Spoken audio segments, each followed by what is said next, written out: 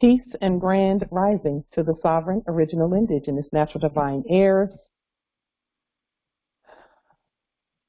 Today is July the 21st, 1443 on the ancient sun calendar, 1442 on the ancient moon calendar, and 2022 on the Greco-Roman calendar.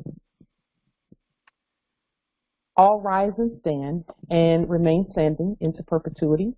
This is a sovereign living ancient, Article 3, Moorish American, Al-Moroccan court action.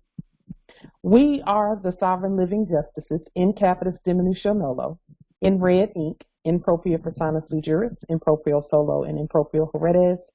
I am sovereign living justice, Pauline Denise Ritchie. My free chosen sovereign appellation is like to jure bay. Both are in capitis diminution nolo, in red ink, in propria persona sui juris, in proprio solo, and in proprio heredes. All Moors are the original indigenous, sovereign, ancient, Al-Moroccan, Moorish American ascendants of the great pharaohs of Kemet and of the ancient Moabites and Canaanites. Our full faith and trust, our allegiance, our credit, and our energy are hereby vested in ourselves, for we are the people who are the original indigenous, natural divine, sovereign, ancient empire state for Morocco, the de jure Moorish National Republic federal government, Washington District for ancient Columbia, the Universal Moorish American Consulate, and the Article 3 Moorish American Consular Court. We are peace, we are one nation, one state, one empire, and one God. We hereby accept our sovereign ascension and exercise all sovereign rights at this time and at all points in time, non-protunct. We hereby also terminate all presumed corporate contracts into perpetuity and non-protunct, which means now for then. We never had any corporate contracts with the United States Corporation Company, the dead one. We never will have any contracts with them. So let's get right into the kill shot. That's what we call it, the kill shot. So we have been, over the last few years, starting all of our meetings and starting all of our documents with all rise and stand and remain standing into perpetuity as part of our court actions. Because whenever we speak, we're the law and we're just speaking the law from our courts. So as most can see now, and I'm just so grateful for this, most of us can see that those the subjects who were previously foreign entities have gotten in alignment with what we're telling them, with our commands. Most of them have gotten in alignment where we say, all rise and stand, they stand and they begin serving. There is a small faction of them, of the foreigners who came here to this land to colonize. There's a small faction of them that's on their last breath, still trying to carry out their corporate debt and death. And it's over for them. They know it's over. They know it's over. They know there's nothing else they can do. It's a wrap. That faction is the faction that was holding was pretending to hold rather, things like domiciles and conveyances and all of that. They kept throwing up scarecrows and putting boogeymen in front of the things that we know is ours. Utilities, cell phones, building structures, all of that. That is the last piece that the dead corpses were trying to keep the Moors from accessing on the estate. Well, that's the part that we're going to speak to today and end it. It's a wrap. So those in that small faction is what people would call, you can call it, they're what conspiracy theories are made of, the quote unquote deep state and all of that. madness, you know. We know that conspiracy is just a few belligerents putting things out there to confuse, because war means confusion. So what they've been operating on previously, because see, they can't do it anymore, but what they were operating on previously had everything to do with them pretending to be alive and pretending that we were dead. That's two completely different jurisdictions. Okay? I see you in the inbox. If you would like to speak about that in a little while, we would love to hear it, because I got a few things too that we're going to discuss along these same lines of what we're talking about right now. Thank you for that in the inbox. So they have been using that fraudulent QV trust to say that we were lost at sea, and to say that, you know, they can't find us, they can't find the heirs are lost at sea, and then they said, okay, it's been since 7 years old, or since 7 years, and because we haven't heard from the real living heirs in 7 years, we're just going to declare that they're dead. Okay? Well, they don't have the authority to declare any darn thing about us. Nothing about us. We actually had to consent if we did, which we never did, because there was not full disclosure. So they were using that QV trust that they crafted and copied.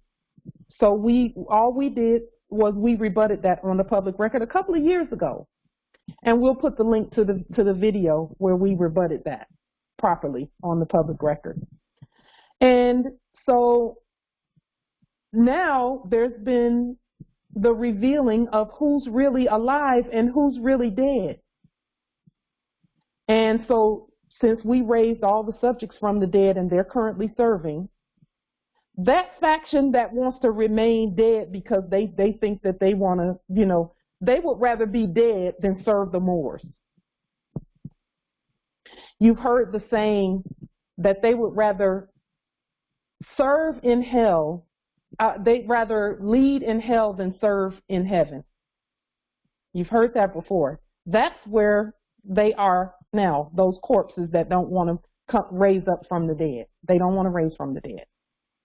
And so they were, you know, now that we've put QV in its proper place, we want to show you how to access the things, but you have to know and call the dead what it is. Dead is dead. They're dead. So how do we do that?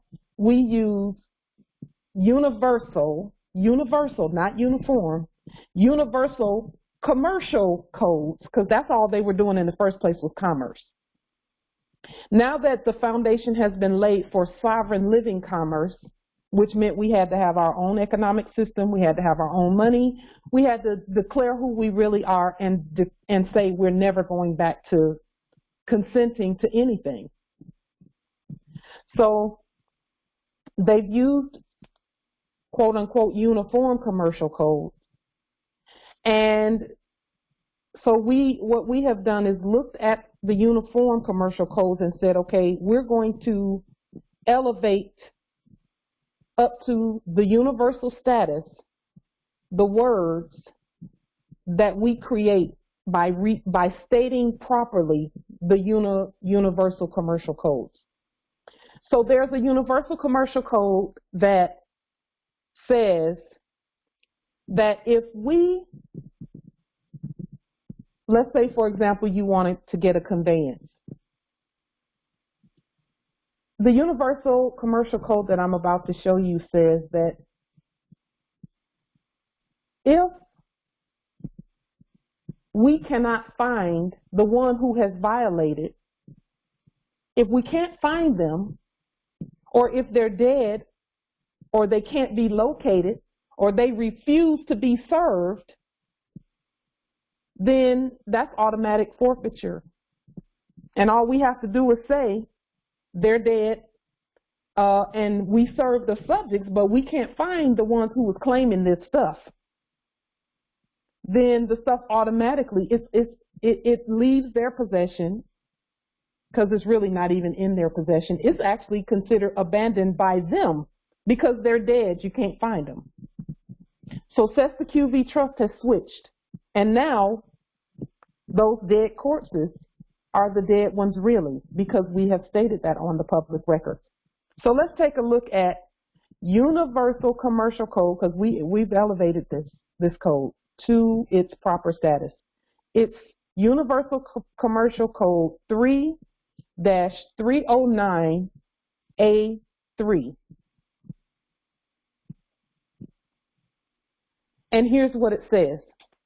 It said the title of 3-309, and we're using the dash because we're in control of all letters, all numbers, all punctuation, and everything. We could have easily said 3 and used the plus sign and said 3 plus 309, and it still would have meant exactly what we say it means. So 3-309 says the title of it is Enforcement of Lost, Destroyed, or Stolen Instrument. It says a person, and we know what persons are, and we know that we're not persons. We are in control of all persons. Persons serve the Moors. A person not in possession of an instrument is entitled to enforce the instrument if, number one, the person seeking to enforce the instrument, A, was entitled to enforce the instrument, when loss of possession occurred, or has directly or indirectly acquired ownership of the instrument from a person who was entitled to enforce the instrument when loss of possession occurred. And this is the part right here, Morris.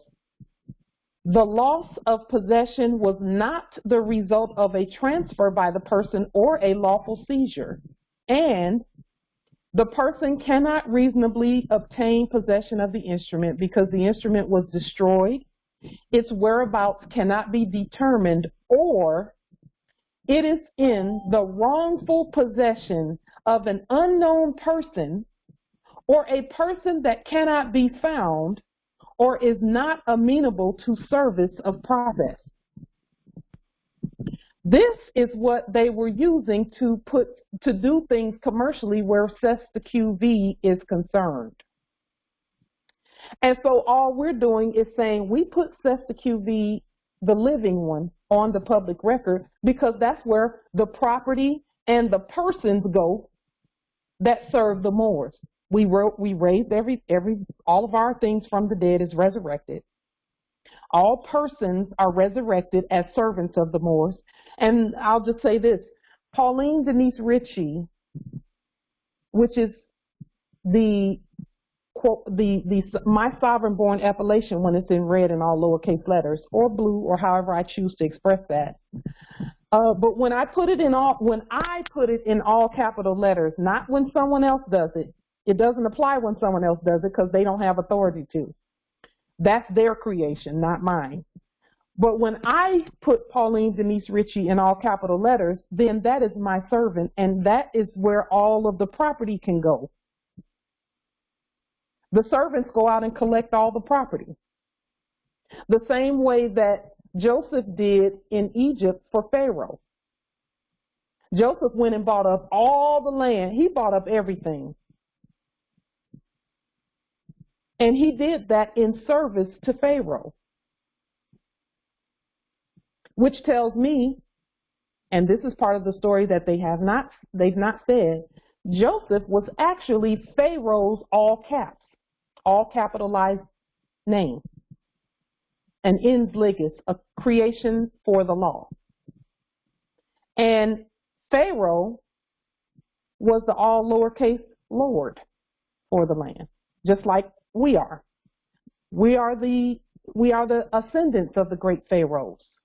Okay? So we can use this right here, and I'll just give you an example of a document that I recently did just as of yesterday, whereby we're putting this into play. Let's see. Let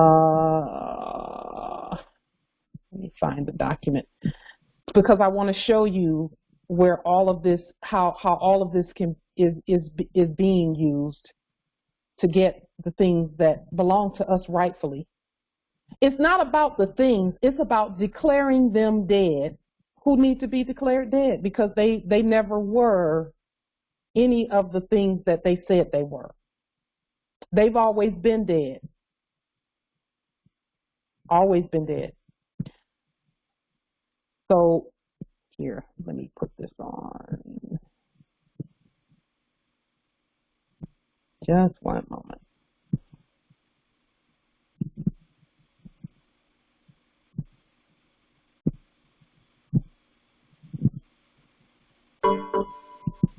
Just one moment.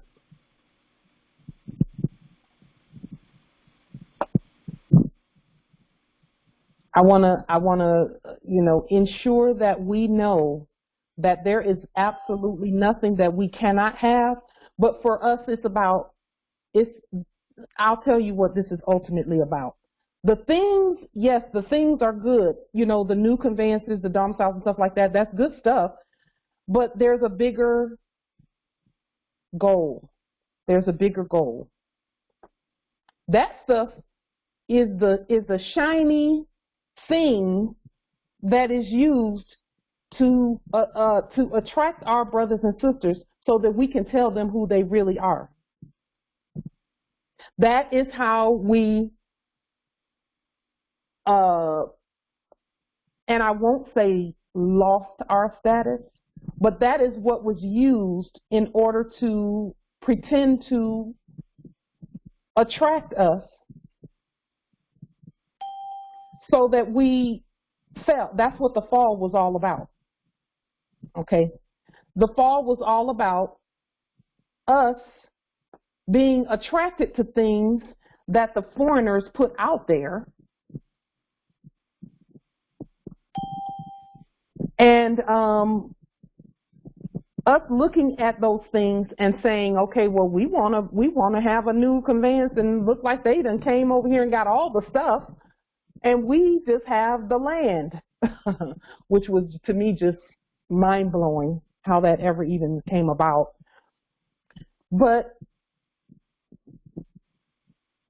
let me just show you how I'm using this piece right here. And again, Morris, we're showing these things, we're putting this out here so that you can, so that you can go within your spirit and look at what we're presenting, and then let the Spirit lead you on how to get what it is that is already yours. Domiciles, conveyances, groceries, all of that stuff is ours. The dead, we're claiming it. We have to point out that we can't find them because they're not in our jurisdiction. They're dead. And we have said, everybody rise, everybody rise. And those who didn't want to rise, they get nothing, okay? Because they're belligerent. That's belligerent behavior, not wanting to rise, but they don't control anything either. We do. So I see you in the chat. Just one moment. So I'll show you how this is being used. Just one moment.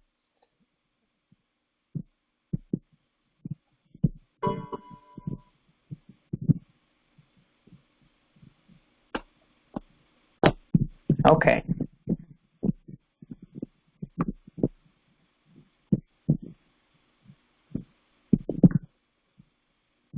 Okay.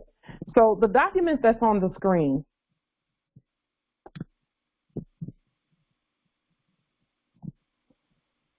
This is for a conveyance.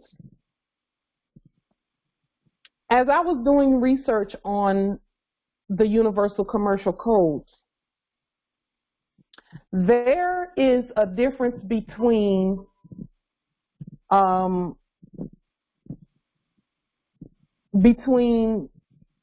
judicial lien and just a regular lien that people do, where they fill out a form and there's a lien.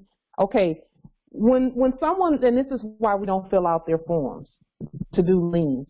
This is why we do judicial banking. We do judicial banking because judicial banking says that we're the creditor. If you fill out forms, that means you're just that what you're consenting to is the status quo. That means that those things can be looked at down the line because there are some affidavits that take precedence over the forms.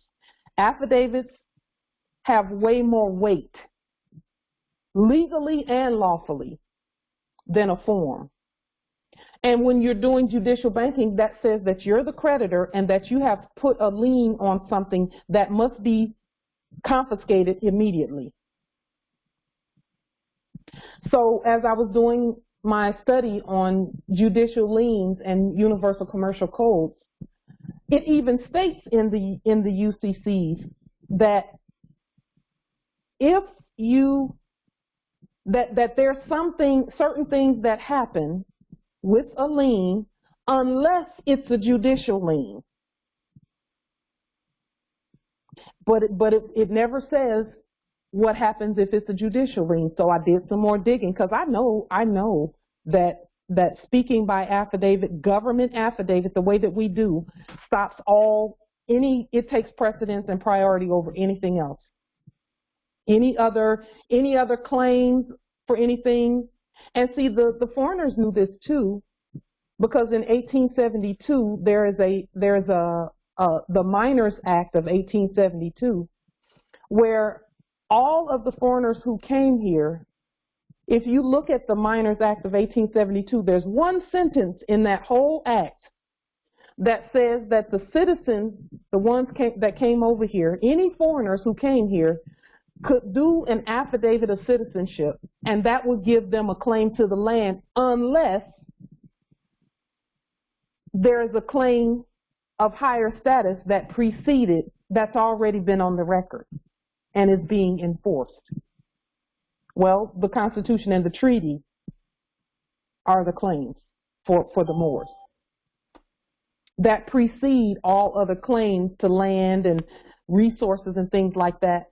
The Minors Act of 1872 was so that the citizens that wanted to come and dig for gold and do all of these things, they could do it unless we said, no, that land, you can't do anything on that. And then our Prophet Noble Jure Ali came and he added to that. And he said, okay, I'm going to cloud all titles. No one can have a title to anything. And I'm grateful that he did that before 1933, because in 1933 and after, all of the capitalism of the foreigners, they said, okay, we can't own any land here, but we can trick the Moors into thinking that we're talking about their land by using capital letters and putting our own documents out there. And if the Moors don't rebut it by affidavit, then until the Moors rebut it by affidavit. And then when the Moors rebut that by affidavit, which we've done, then they can't move any further. And COVID. Okay, and everybody's got to hold it. This is a big, gigantic estate. It's a huge estate. And that's why it takes years, it has taken years to get to this point. Because you don't just stop a train that has 500 cars attached to it. You don't just stop that in 2 seconds. You have to put the brakes on long before it actually comes to a complete stop. This estate is no different from that. It takes stages and phases. And then it's also taking stages and phases as we continue to do what we're doing. So, and we've always done things decently and in order. Always. It's not a free-for-all on this land, despite what people might think. It's not. This land is governed in an orderly manner. And by affidavit, okay, Morris, by affidavits on the public record and us stating who we are and us doing that together in a unified manner, that is how the estate is accessed. And, you know, you cannot, and this is the issue that I have had, that I've gone to the ancestors about, and the ancestors are within us, we're the ancestors returned. But I have gone within about this particular point where you cannot make sovereigns unify with you. If they decide they don't want to unify with you, you can't make them. At the same time,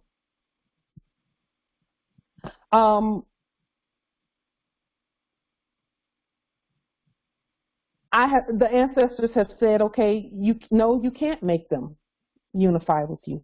However, just keep doing what you're doing, and whenever there's some disunity that is attempting to manifest,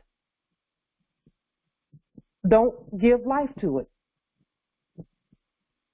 And so we haven't. What we do is do the opposite of giving life to the disunity. We just say, okay, we love them. We're going to keep loving our brothers and sisters. Okay. Having said that, we have to bring our brothers and sisters that are sleeping. They're actually starting to stir now. Those that were asleep, they're starting to stir. And we need to, it's almost like going to get them. That's really what it feels like. Going to get them from out of the clutches of debt and death. Okay? And this is going to be how we do it. One of the ways we do it. I know others have ways to do it also, and we honor that.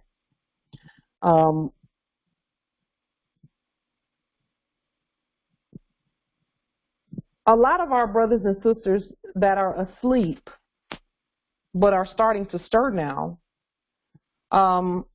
they are in business. They sell things. You know, they're business people. And so we have to go to where they are selling. If they're selling real estate, they're selling conveyances, no matter what they're selling, we actually have to go to them and pretend, and for me it was pure pretense, as if we're going to contract with them. Okay, I just did this yesterday, and it became so clear to me that this is what we should be doing. See, the stuff is already ours, but we cannot go in that system and try and get anything. Okay, that system is dead. What I did was the minute I went into this place of business yesterday, and I said, you know, I went up to the counter and I said, oh, I'd like to talk to someone about whatever, a product. The first thing that the foreign hybrid subject did was he didn't help me himself. He went and got a sleeping Moor to help. Okay? And I knew that that was the MO, because that's the way it should be. Okay? Our brothers and sisters, right now we're being called to assist them and to help wake them up. So we have to speak their language and sort of speak their language in order to assist them in waking up. So when they went and got the brother, it was such an honor, first of all, to meet him. They went and got the brother. He started talking. And initially, before they went and got him, I had given the foreign hybrid, you know, the foreign hybrid said, well, can I have a name or something? So I said, you know, for your intents and purposes, you can use like Tajiri Bay. And when I say it like that, that means that's what you put in your system, but that's not who I am. I am me. I'm who I say I am, not who you say I am. And then when he went and got the brother asked the same question, and he said, I have to put something in here in order to do a purchase order. I said, okay, put in there Pauline Denise Ritchie for your record. That's what you use. That's not me. I know that's not me. I didn't have to tell him that's not me. The spirit realm knows that that's not me. When he puts it in there, that's not me. When I say it's me, it's me. Okay? So he put the information in, and out came the purchase order. Well, he said, would you prefer to be called Light or Pauline? That was his question. He wanted me to know that I gave some different information to the foreigner and that they talked about it, which opened the door wide for me to say, well, Light Tajiri Bay is my free national name, and Pauline Denise Ritchie is my sovereign-born appellation. And the first thing out of his mouth was, oh, well, can you enlighten me about that? Because I've never heard that before. Can you enlighten me? What is that all about? Because I'm all about some learning. That was what came out of his mouth. I read and I'm all about some learning. So of course I told him all about nationality and about how we're the heirs to all land, all natural resources, and all commerce. I told him all of that. We had a great conversation. He printed out the purchase order. Now I wasn't going to sign anything because my goal there was not even about the product. My goal was him. My goal in any going out into the territory at all is going to be, who can I introduce nationality to? Who? Because see, right now the sleeping Moors have become the gatekeepers to the things. Why is that? It's because they already, the foreign subjects who are not foreign, they're subjects, they already know that this was never about them, and it was never about things. It was about us getting along with our brothers and sisters, regardless of who's doing what. We must assist our brothers and sisters in waking up past all of the BS and the programming. That's going to take us going out there talking to them and speaking in a way that they can understand, but still introducing them to who they really are. So I said all of that to say this. This 3-309.3 is the way to access the products without contracting with the dead. Because we have to call a spade a spade. We have to call the dead dead. So this is what I did with regard to the product. I did it as a court action, and this was what I quoted, 3-309 on the document.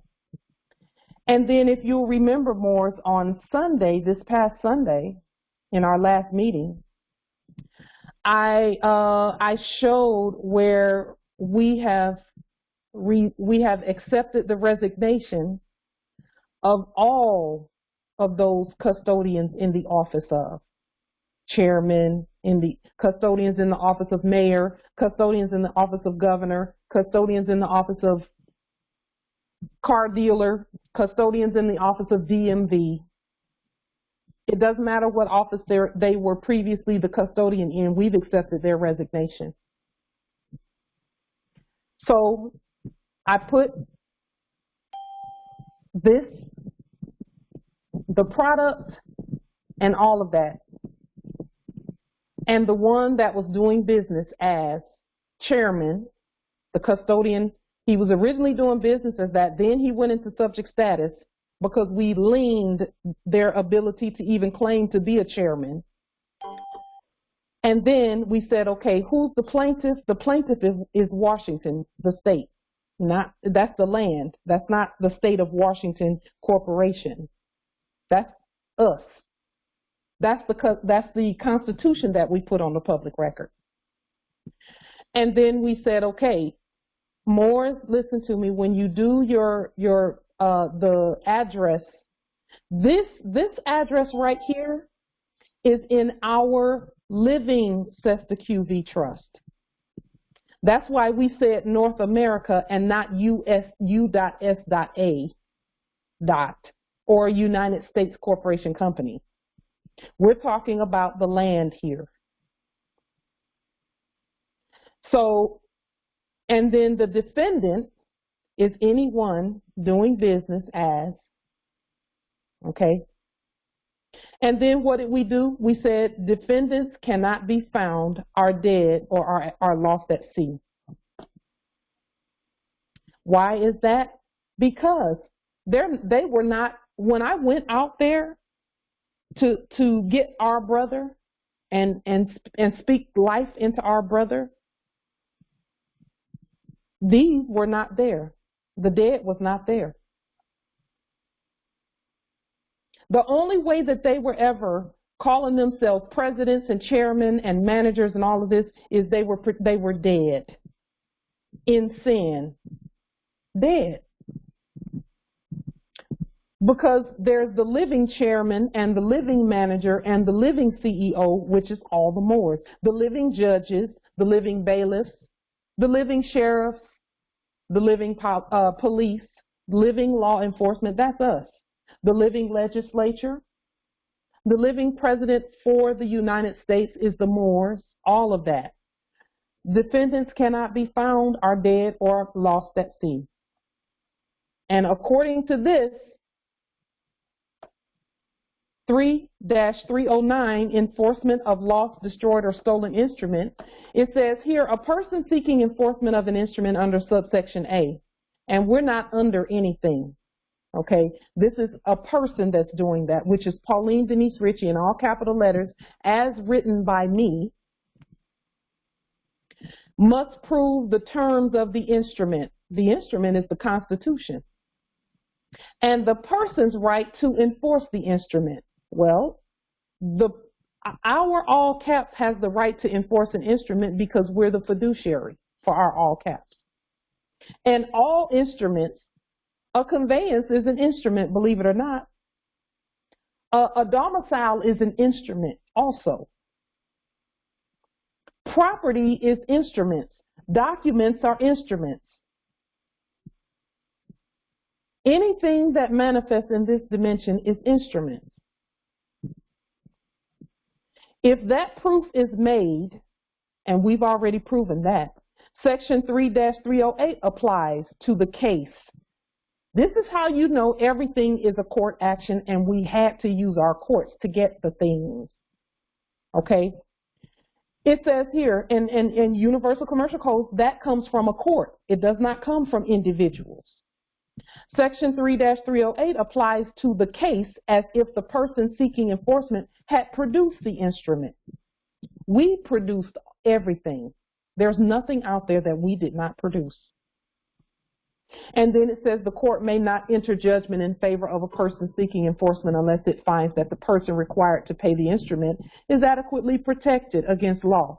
Well, dead persons are not protected against loss because they are a lien already. Dead and debt is the same thing. That's a lien. So when we state that defendants cannot be found, are dead, or lost at sea, then there's no need for protection for them. They have chosen not to wake up, not to rise from the dead, because we said all rise and stand and remain standing into perpetuity. And we were speaking to subjects when we said that. Some of them want to remain in court status. Okay, everyone wanting to remain in court status, you go in sesta QV and you're lost at sea. So all of those stories that we heard about the biblioteleotech and about people being lost forever, it's not people that are lost forever, it's the spirit that does not want to get in alignment with the law. Okay? People, we love people. People are, people will rise from the dead and get in proper status. It's those corporate persons that have not been wanting to do what needed to be done. It's the corpses. Okay? So that is who we're speaking to when we say dead, lost at sea. They're not even in the same jurisdiction as we are. We're in the living jurisdiction, or at the living jurisdiction. So Justice Akil, we know that that's not you. We know who that is. So we're going to go ahead and boot the clone out in the chat. So let's go ahead and do that.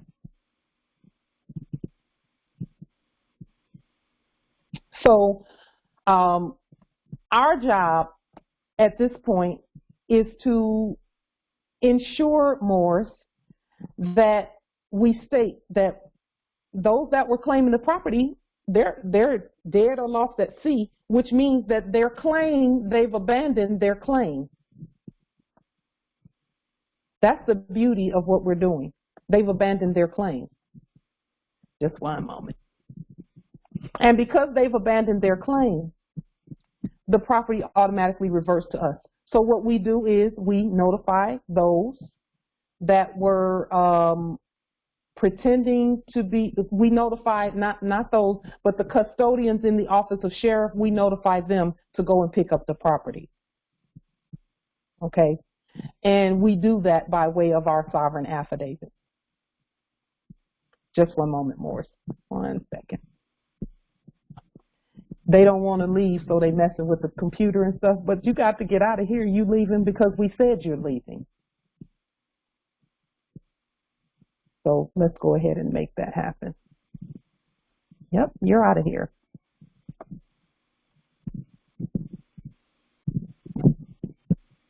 Just one moment.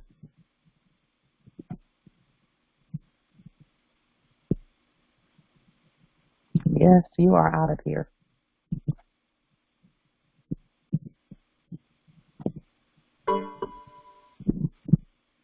Because we said so. So, just one moment. Let me make sure also.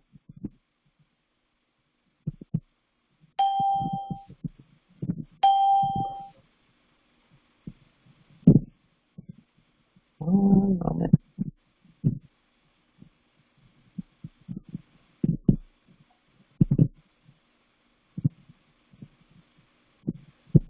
So, Morris, again, they wouldn't be trying so hard to stay in these meetings and be all in the chat if they had anything. They don't have anything. They have nothing but words. And we take the words from them by muting them and putting them out. So let's go ahead and do that too.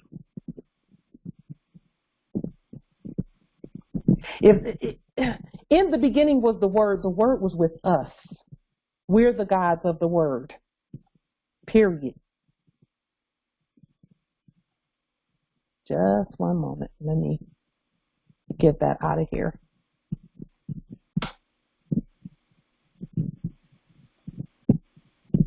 They don't want to go, but they're out of here. Just one moment.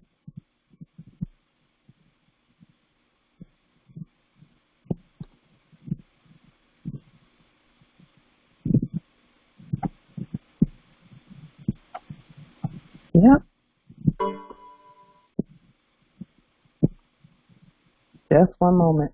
Justice Akil, if I'm going to put them both out, and then you can come back in, and when you come back in, we will make sure that, just one moment.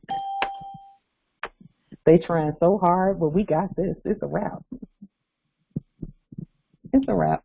So, Moors, all we need to do is speak the word over the things and call the dead dead and let the living be the living. Okay?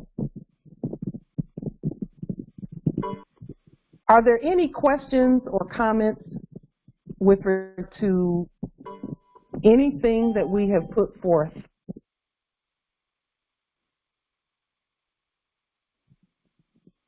Just one moment. Let's see. Justice Akil, are you on the phone or the computer?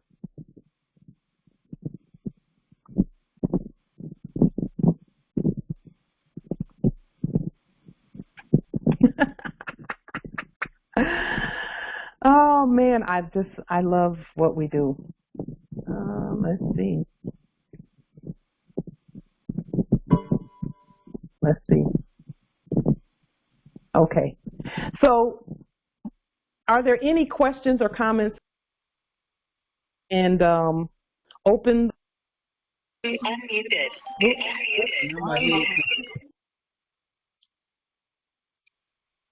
Okay.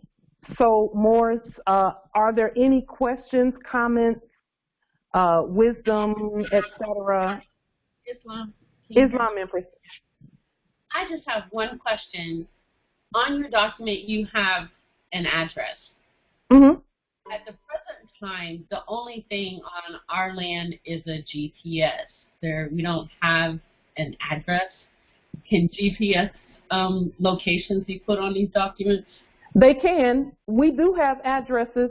The addresses were even hypothecated and subrogated. There was attempts to do that. But see, they never came. There's nothing new under the sun. They attempted to subrogate, and that's where the trickery came in at. But see, once we put Sesta QV, the living Sesta QV, on the public record, now we can use addresses because they didn't even invent that. They've not had a single unique thought. They are mimics. So I guess I'll rephrase this statement / question. I literally mean our land is just pasture land, and we're just starting. Oh, okay. So there is yes. Address. We're not. Yes, you can do that. So I can just either make up my own address, or I can just use the GPS port. You sure can. Yes, you sure can. And listen, notify those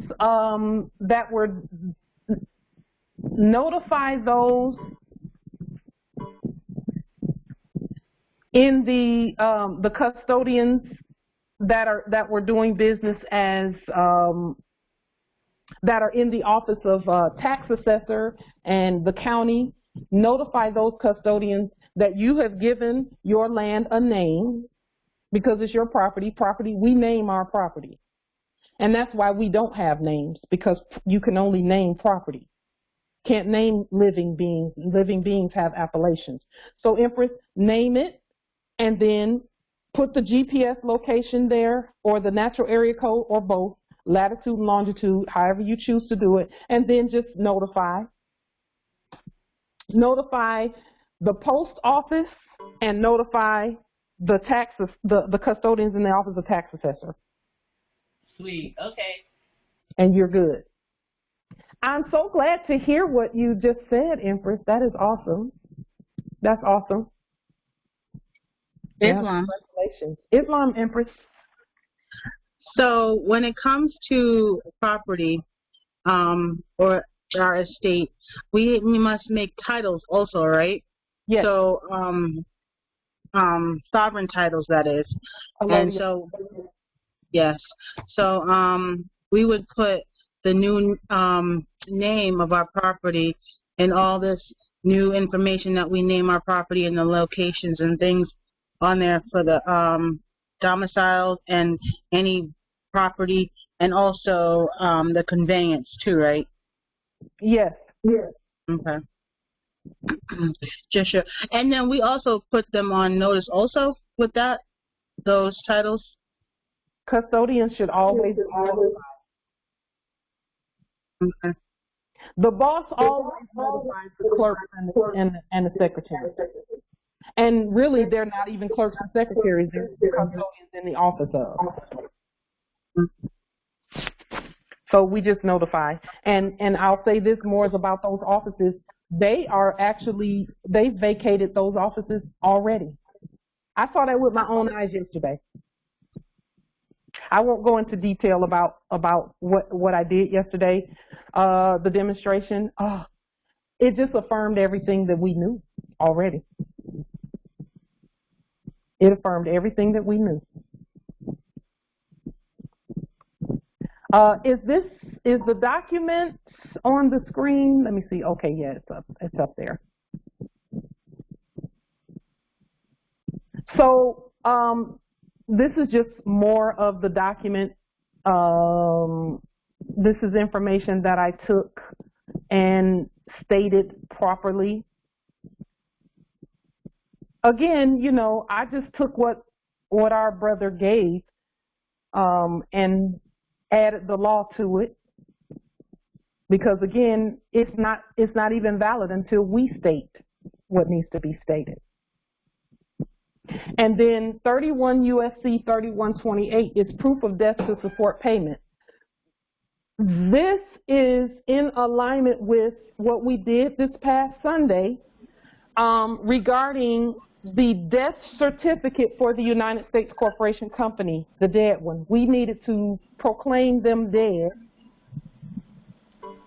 Okay, and again, it's a spirit that we're speaking about. We're not talking about people. We're talking about spirit. Corporate spirit. Yes, I'm looking at the school sheet open side. Just one moment. I was looking to see if that it's a spirit that we're speaking to. It's not even about just one moment. Yeah, it's not even about people.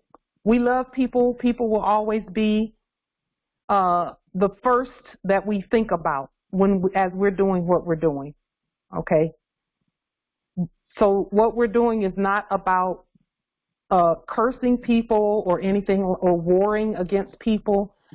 The people is why we're doing what we're doing, is so that everyone will be okay on the land. You know, that's why I even bothered to go and do the demonstration yesterday with regard to the product. I don't even need the product. I want that brother with his expertise to assist in expanding the empire. Okay, and that goes for all of the, you know, everywhere we go.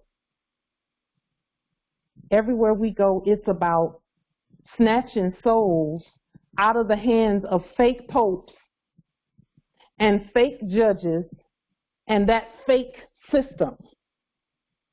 That's what this is really all about. I know some people, you know, think that it's about conveyances and domiciles. No, it's not. It's actually about souls. Cesta QV, read the canons on Cesta QV and what was really the attempted action. The attempt was to claim all the souls of the heirs and then say they're dead and lost at sea. But when we declare our nationality and then we actually go about demonstrating who we really are, the dead can no longer claim that they have our consent to call us dead. No, it's the other way around. Belligerent corpses are dead.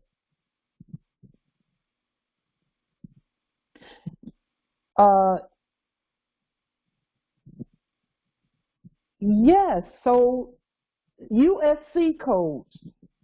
Thank you for that. USC codes. The United States codes. Yes, it does mean United States codes because we are the states united, the living states united. That other thing was a cloned, dead fraud. But it's also the universal states because earth-wide, we are universal. And the part that some may not see right now, but they will see eventually, is that when you start talking about the spirit realm and souls and things like that, you're now talking about the whole universe because our souls live forever.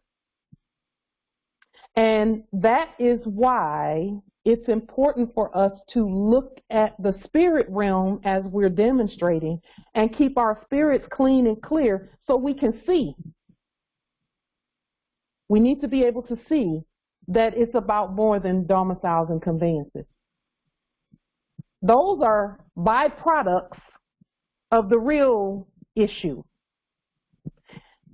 Seek ye first the expansion of the empire and introducing as many Moors as we can to who they are. And the empire is automatically going to grow, automatically going to grow. The brother that I was talking to, and I talked to a sister also at a different place because I went to a couple of different places. I talked to a sister. I went down to Federal Way City Hall yesterday because City Hall belongs to the Moors.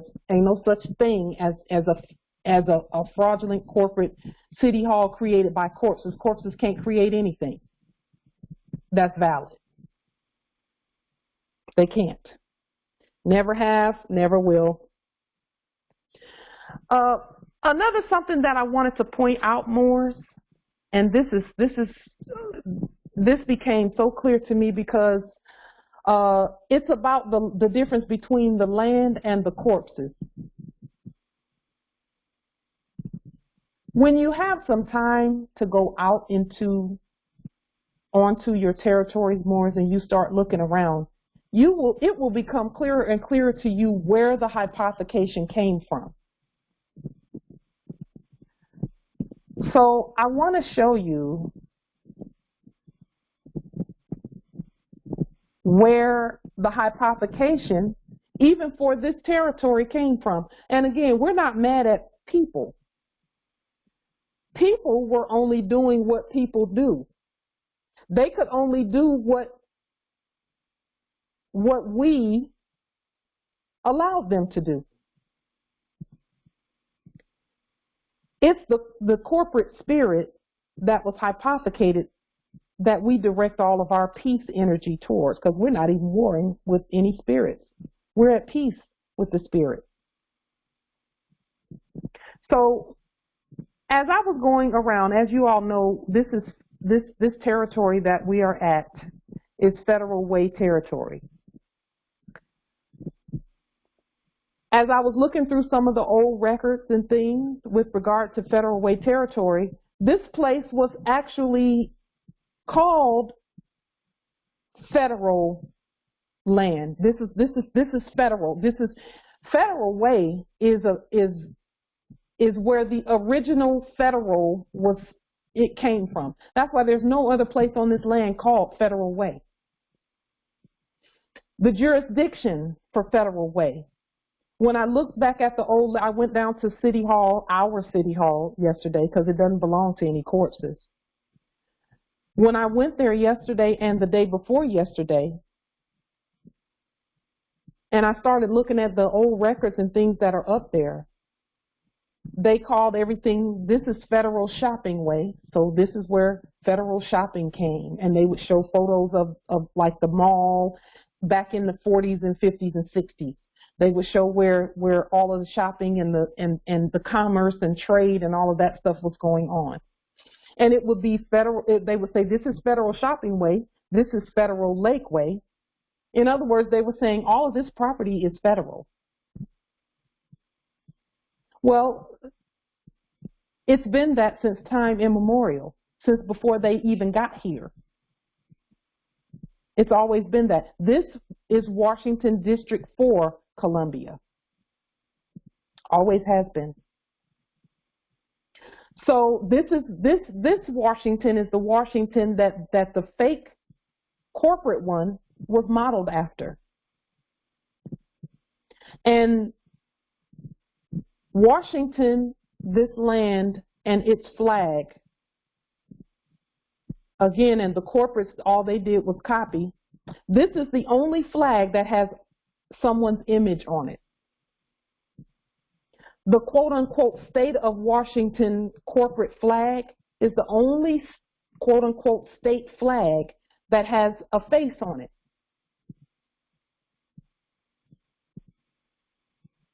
Think about what that means.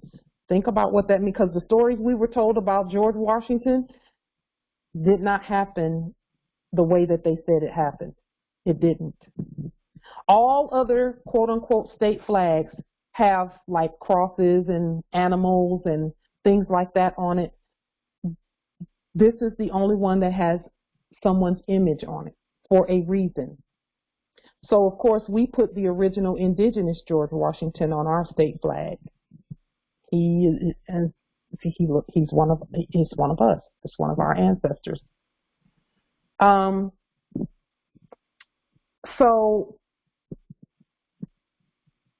with regard to federal way, let me just show you where the hypothecation came from and how I was able to see it in this territory. This right here is a sign that is, you know, when people first, when you're driving, and I'm saying driving for a reason, when you're driving along the road, and for us, it's travel for us.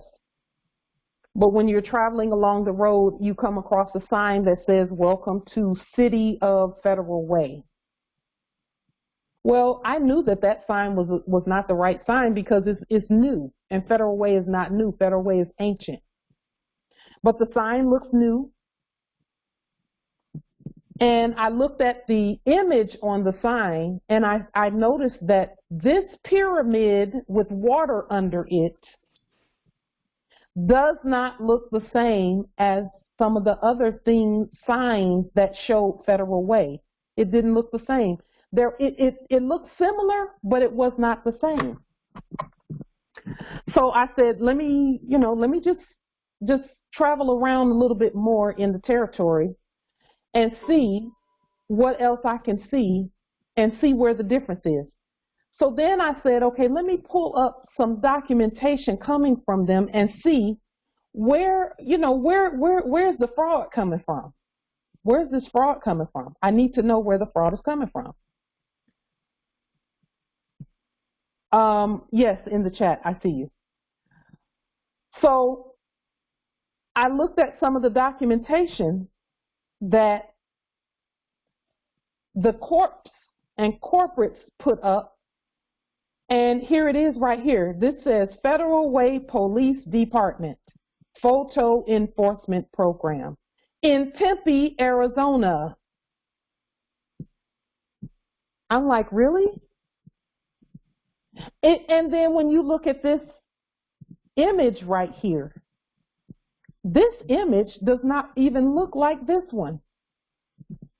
It's similar. It's got blue and white. But this corporate logo is dark blue at the top and light blue at the bottom, whereas this one that says City of Federal Way, welcome to City of Federal Way, is white. The pyramid is white with blue water. Okay? It is in reverse. Yes. So I said, let me just keep looking, because I'm seeing some things here that I need to see clearly. The ancestors were like, you need to look at this so that you will know who it is that's sending out mail and claiming and trying to get people to ascribe to their programming and their programs. Who is that? Who is that? It's some corpse in corporate Tempe, Arizona. Islam, Empress. but they really have a photo enforcement program, police department in Arizona, for real? You know what? They're claiming to be City of Federal Way. I mean, but like that is so far-fetched to me. Like, it don't even tally up with the math. Like, no. For real? Oh, how are you governing from there? How is that? That's not possible to govern from Tempe, Arizona. But you got a camera up, and you're telling people that's here that they gotta send something there. Does that make any sense? You're not here. You got a camera here. You're not here. You got a camera here. And you're saying, okay, we just going to send some mail out and tell them they got to pay. Really? No, we're not doing that because that doesn't exist. But they did a good job of pretending. The letters here are blue, whereas the letters on this sign are white. So then the ancestor said, okay, go and just keep looking because we want to show you the real Federal Way. So I kept looking around, and then the ancestor said, okay, go to City Hall and just look at what you see even on the front door. Well, this is what I saw on the front door. This right here. This does not say City of Federal Way Municipal Court. That's not what it says there. It says Federal Way Municipal Court, which is different from City of Federal Way with blue letters, etc., etc. And then the ancestor said, okay, well, who is it then that's sending things out and talking about payments and doing all this, that, and the third? Who's doing all of that?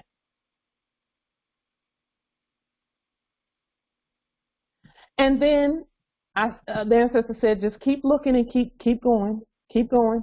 Well, they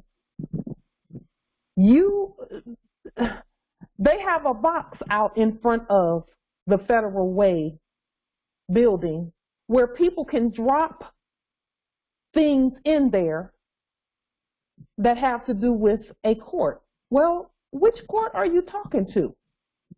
Is it Federal Way or is it City of Federal Way that you're talking to? Well, you're putting it in a box that says Federal Way Municipal Court drop box, which is not the same as City of Federal Way that's pretending to be the court. This one in Tempe, Arizona, pretending to be the court. They're not a court. They're a corporation. Corporations cannot govern. And you certainly can't govern from Tempe, Arizona Corporation. So, Federal Way Municipal Court.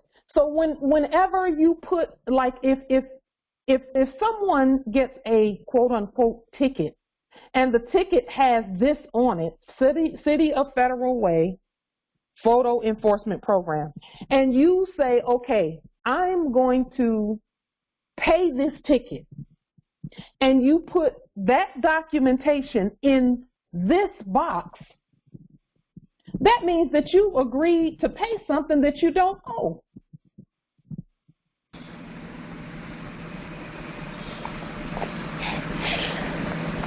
Islam, Empress. Yes. You know, that. I was just looking at something, and they were saying that, well, it was a podcast, and they were saying that in Tempe, Arizona, they have a warehouse or a storehouse. It's like for all of our data, and So anything that has to do with like the internet, camera surveillances, emails, that's where it's at. So they done streamlined it and have you just sending your money, you know, or fiat to them, you know. That they have our information. That is, I was just looking at that. That's right. And you know what? That's not even our information. It is in its essence. They don't own the information. That's why they're using this fake stuff. City of Federal Way with this fake logo and all of that. So then what I did was, thank you, Empress. Yes, that's now, Empress, you just brought up something really important that we have to talk about. Empress? Yes, Islam. Hello. Could you unlock the call so I can get in the video? Yes, I will do that. Yes, Islam. Thank you. Islam. Islam. It's unlocked. So, in looking at this, Morris,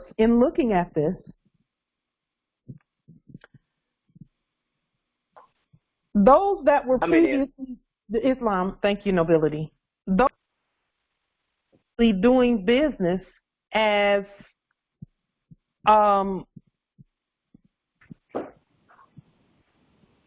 just one moment, let me make sure we can see. Okay, so those who were previously doing business as Federal Way Police Department Corporation. Hey, how much was them backpack? What was them backpack chairs called at Walmart?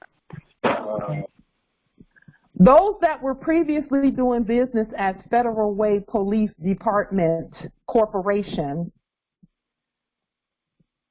those people have all but, those persons, because they're not people, those corporate persons have all but abandoned. They done ran. They done jumped out. They're not even in office because they never were in office. Okay? So according to this documentation here, they're at Tempe, Arizona, which ain't here. That means that there's a computer somewhere doing things. It's not living, breathing people. It's a computer.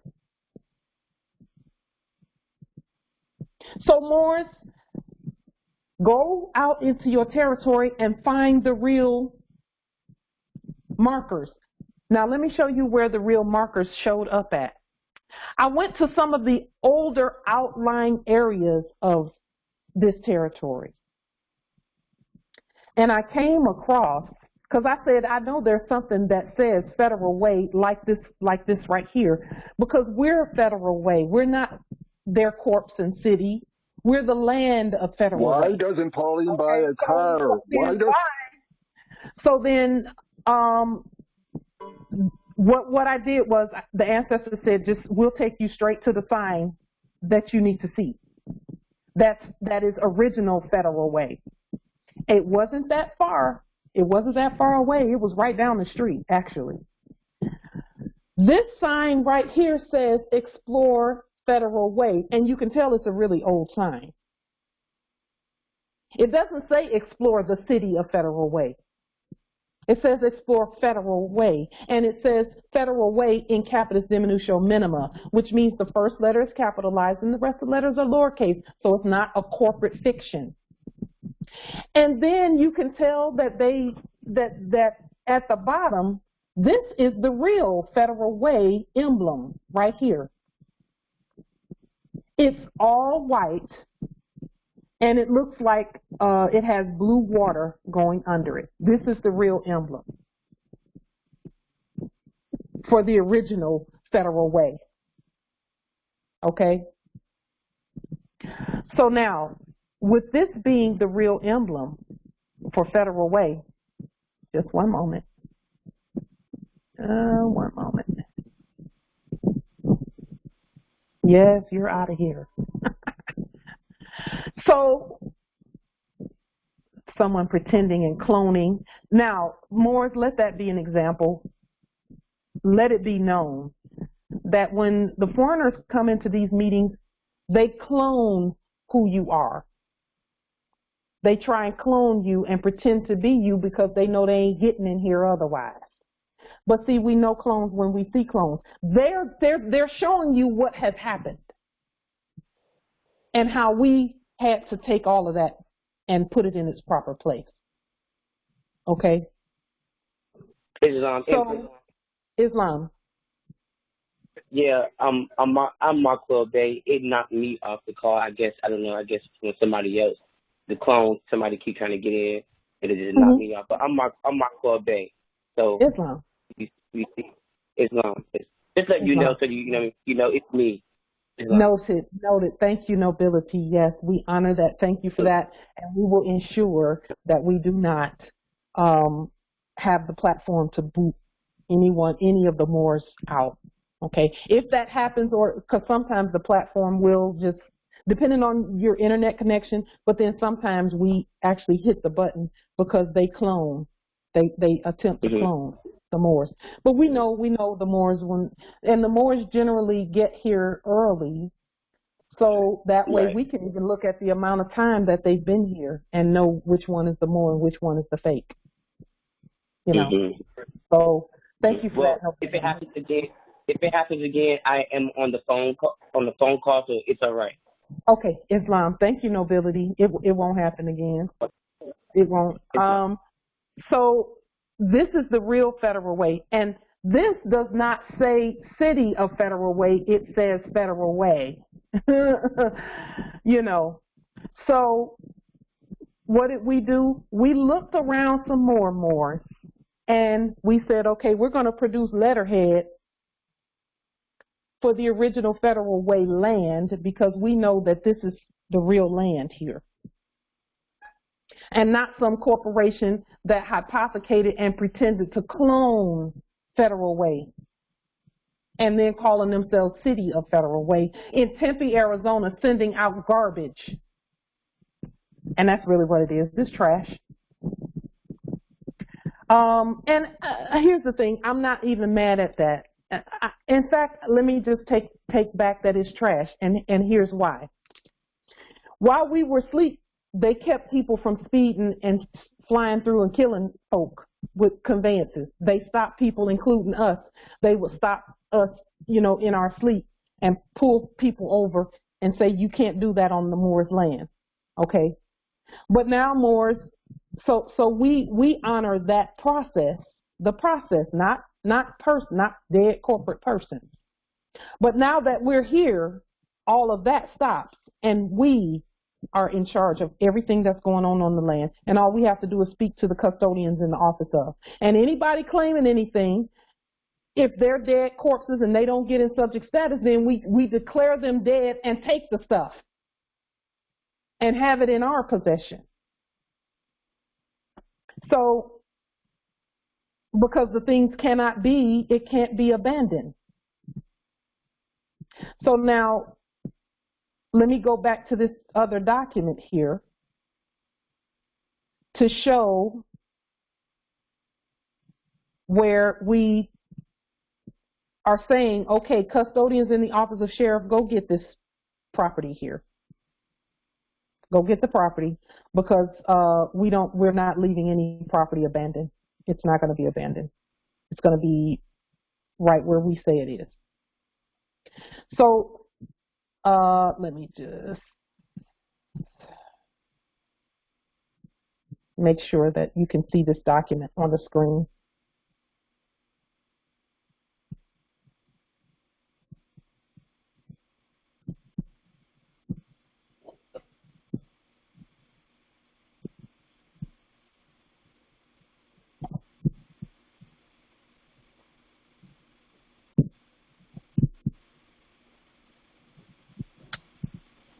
Okay,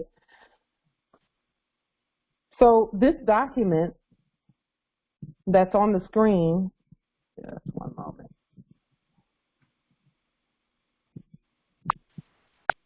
Okay, there it is.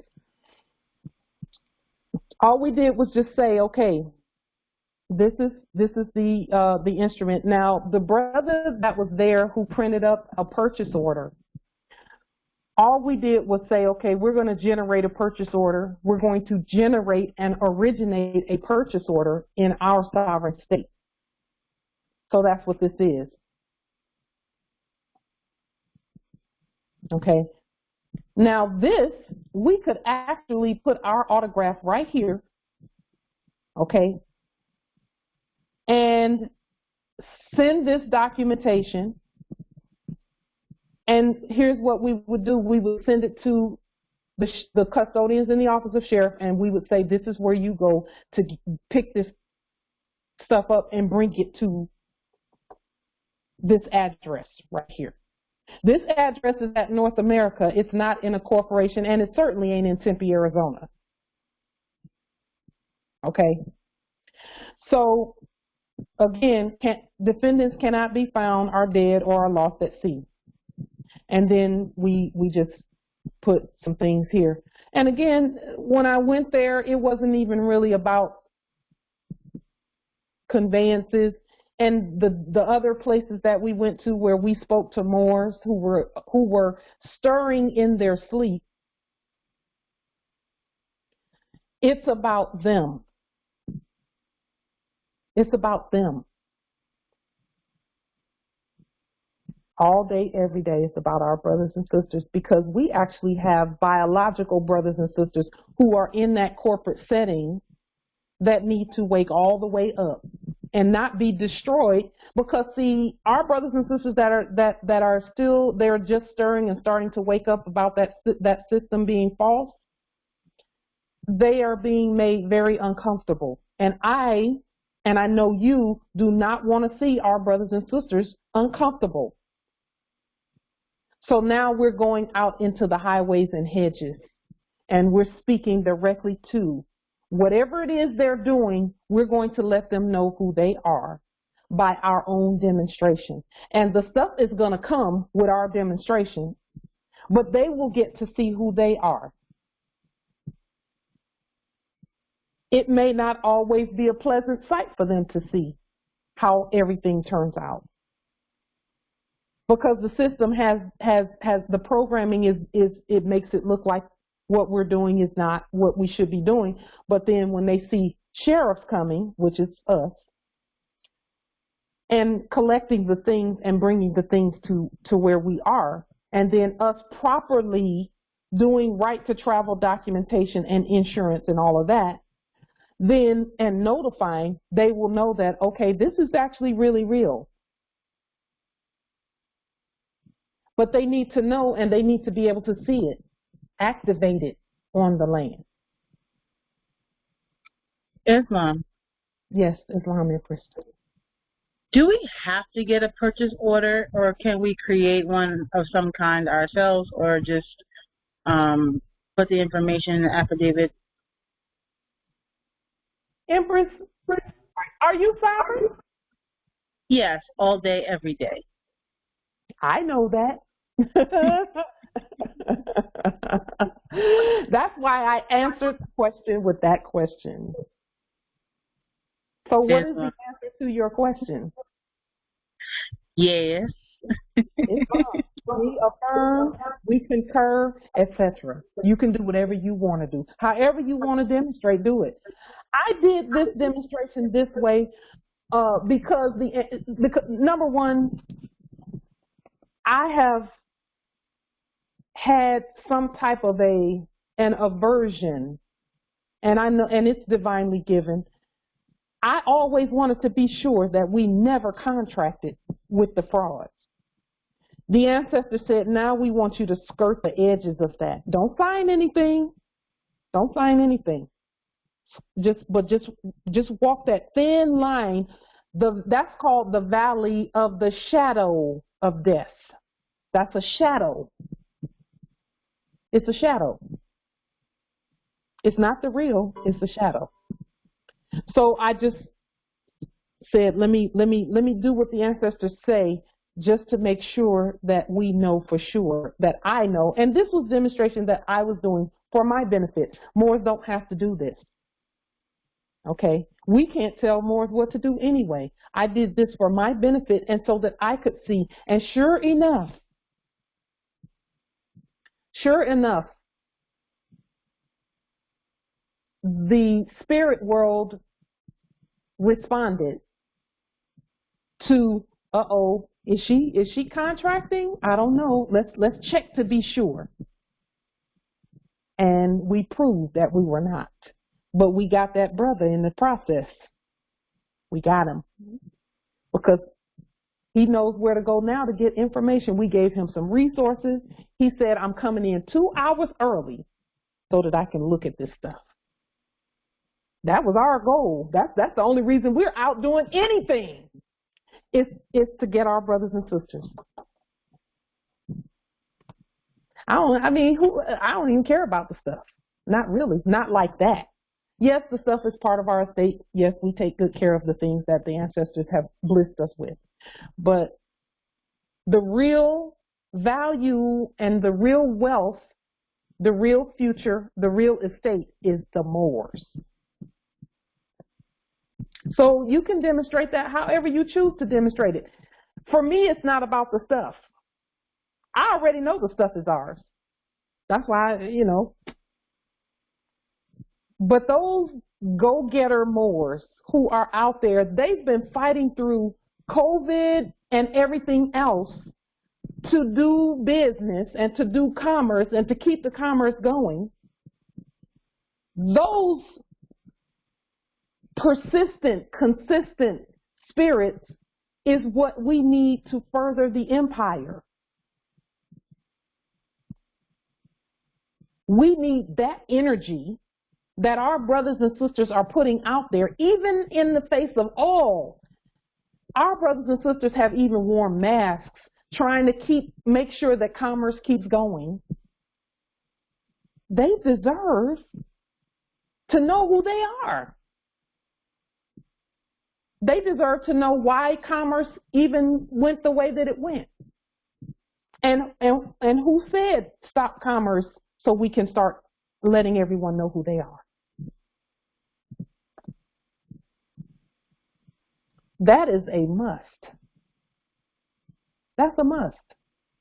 That had to happen. It had to.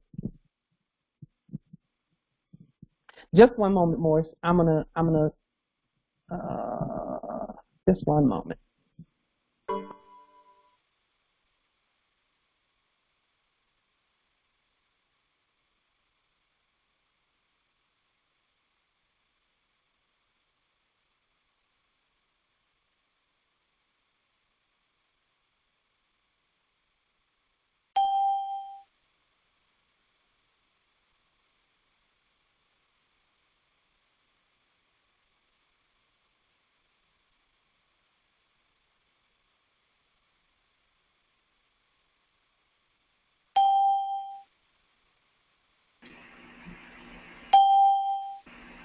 Just one moment, Morris.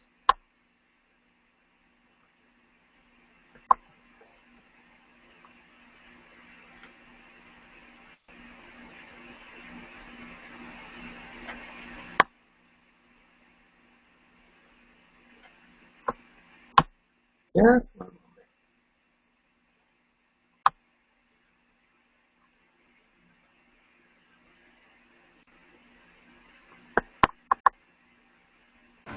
Islam, Empress Light.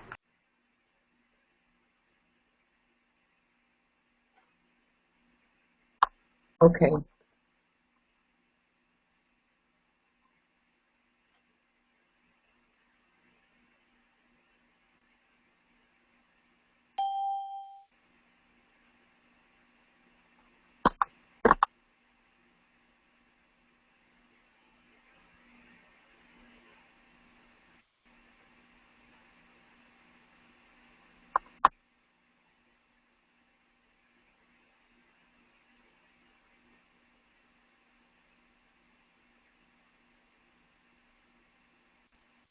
Okay, so are there any questions or comments with regard to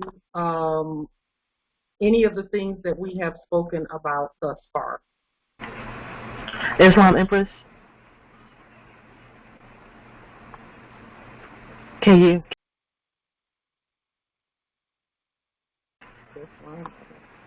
Make sure, because I cannot hear.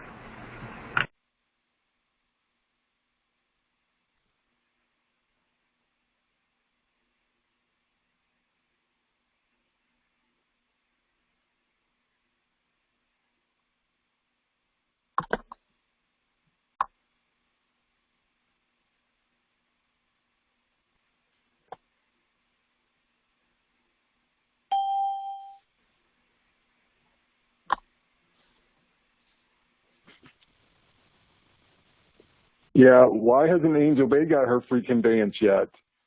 And why aren't you buying a conveyance, Pauline? Lead by example and show your stupid moops that you can do this, Pauline. Come on, honey, what's the holdup? You're supposed to be able to go use your Mexican Morris, card. can you all hear me? Go. Islam, I can hear you. I can hear you. Islam. Hi. Pauline, can you go? I cannot hear you all. I'm not sure. Oh, okay. Okay, good.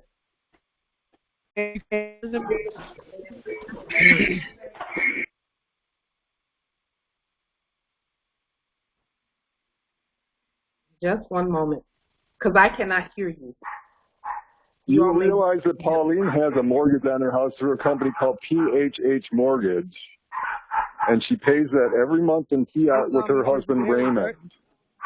You guys realize that, don't you? Hey, Akil Easley, do you realize that Pauline has a mortgage and that she pays taxes on her house? Did any of you see the demonstration where Pauline had a Washington State license plate on her car? Pauline went to a post office demonstration and she had a Washington State license plate on her car. You guys see that? Pauline doesn't follow all the bullshit that she teaches you dumb assholes. Pauline doesn't follow any of the crap that she's telling you guys to do, so why would you do that for yourself? Why are you doing this? Why are you being so dumb? Why are you being so foolish? Everything that Pauline tells you to do is bullshit. Nothing works. Peace subject. None of this shit works. None of this shit works. Why doesn't Pauline go and buy a car with Delarium or do a demonstration? Yes, we can. Yes, we can hear you. All right. We can hear you too. Hey, Cynthia and... All right, subject. Go back to being subject. All right, subject. Get back to subject status. There it is. Islam. No. Okay. You can't go wrong.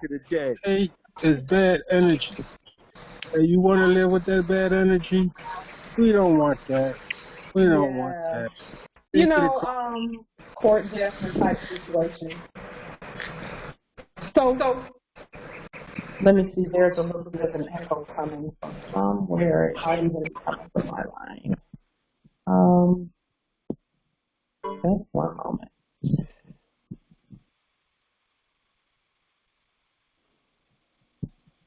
Okay. Hopefully.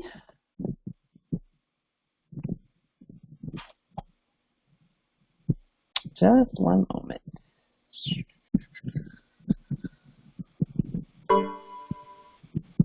Okay.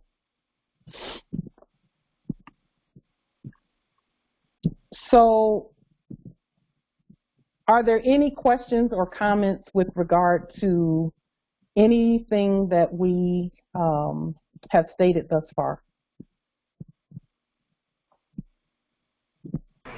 Islam Empress, Karima Bay, Virginia Territory. I just want to confirm that the purchase order you're showing today is the same as the invoice that you showed a couple months back. Is that the same thing or it's two different things?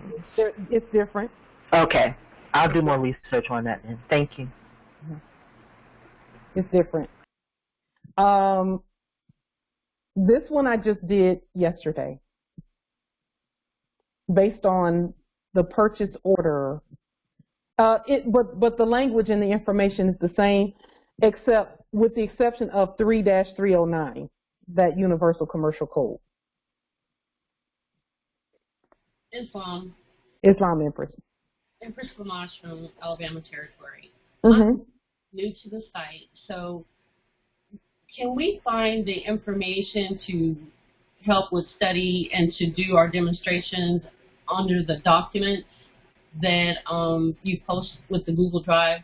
For instance, I'm needing to demonstrate with some liens on some custodians that are being belligerent, and just to make sure that I'm demonstrating and putting stuff on the public record.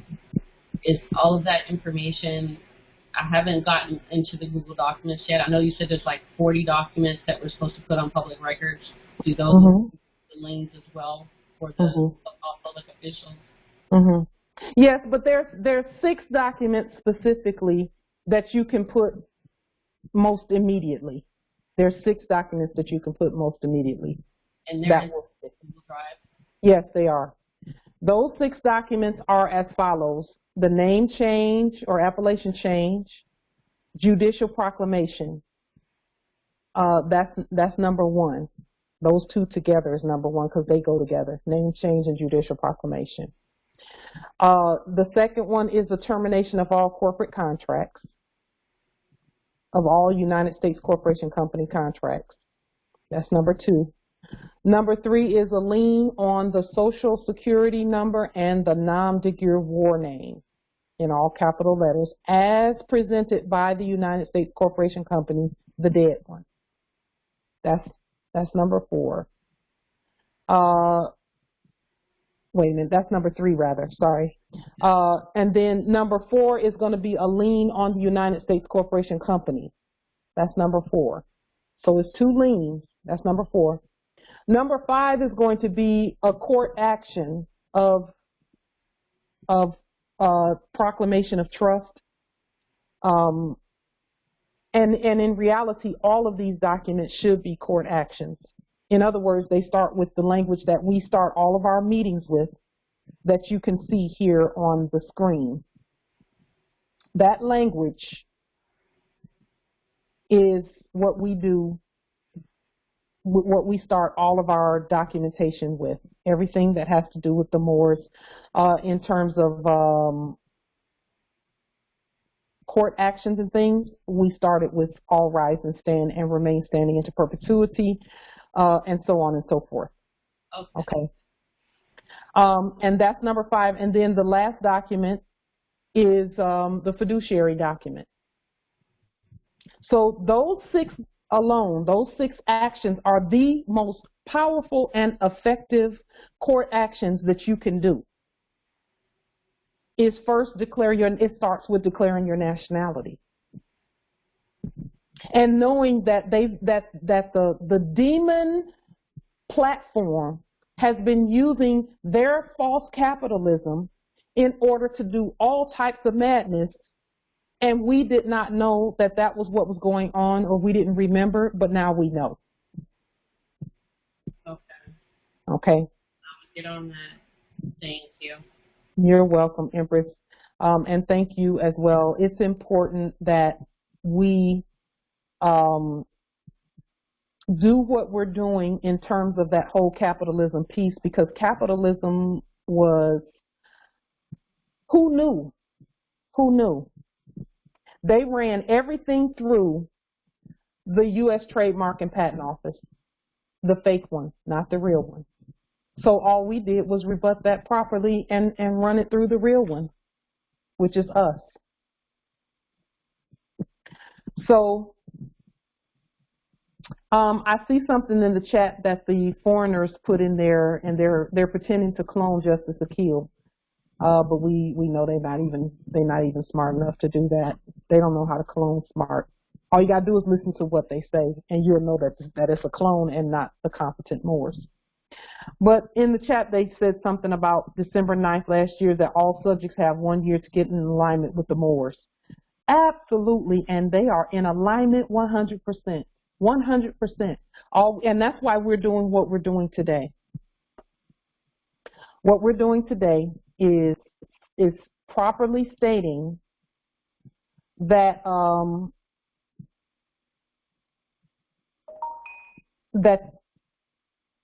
that they're dead and that they don't have any claim to property at all. More, again, this is not about the property, and believe it or not, our ability to recover all of the things that we need to recover or that we know is ours, the things cannot be the main goal. The main goal has to be getting our brothers and sisters, assisting them in what they're doing. Assisting our brothers and sisters in being themselves on their own land. That is what this is all about. Okay, that's what this is all about. Where it has to be about that. It can't be about things. The things will come. We just have to seek first the kingdom, the empire. And the empire is always about our brothers and sisters and ensuring that they're going to be okay. Our brothers and sisters are going to be okay as long as we make sure that they're okay. That's our job. Make sure that they know who they are. So Islam Empress. For that creditor number, where did you get that from? Did you create it yourself, or did you get that from creditor customer number?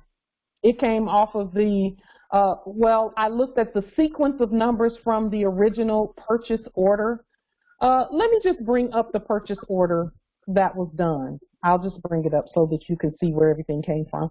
And again, it's not even a real purchase order unless we do it. Here, let me see if I can pull that up. We actually had to generate a proper purchase order because it's not proper unless we do it. It's not even real. So let me see about bringing that up really quickly.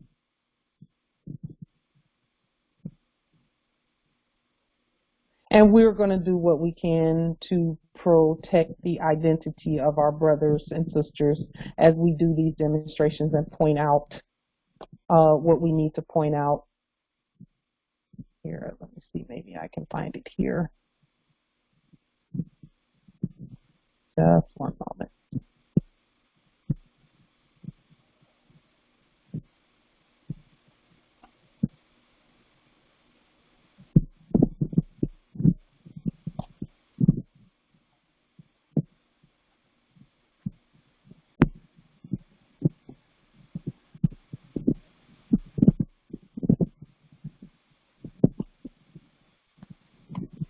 I'll bring it up so you can just look at where everything came from. I had them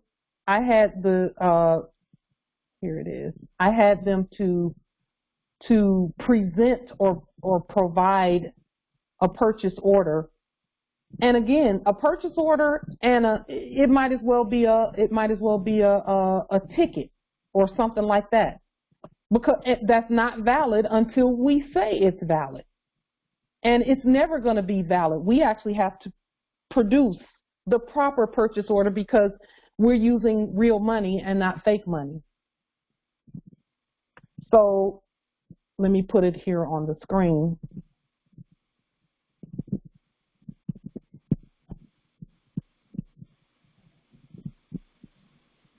This is where all the numbers and everything came from. It's just something that they printed up. And then you can see where I started doing some research and putting things where it needed to be. I'm not going to show the whole thing because it has some information at the bottom of it that I don't want on the screen. But see, as we're claiming things and putting things back in its proper order, this is what was printed out. And with this being printed out, and as you know, we don't sign anything. We don't do any of that. All we did was say, okay, let's take a look at this and see, and then present our own. But my real goal was not even this. It was the brother. The same way it was when I went to the bank and we're the bank. When I went to the building where the custodians in the Office of Bank was, and I told you all about my interaction with our brother there, who was doing business as security guard at the time, it's about them. It's not even about the stuff.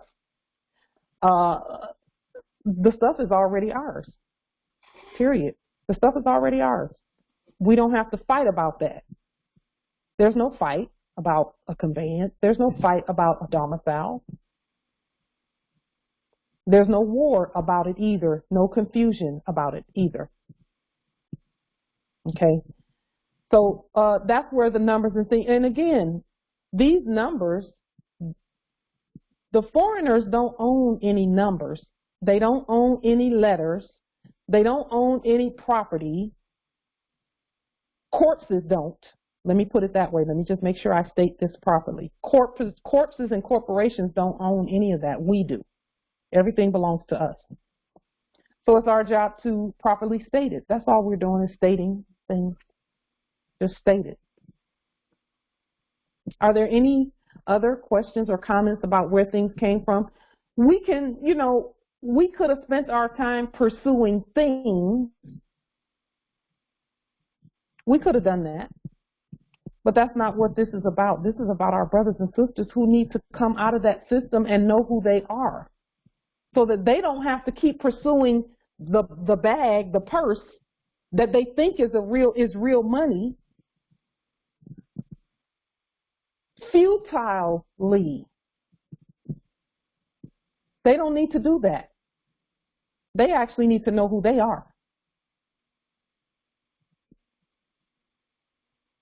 They need to know who they are.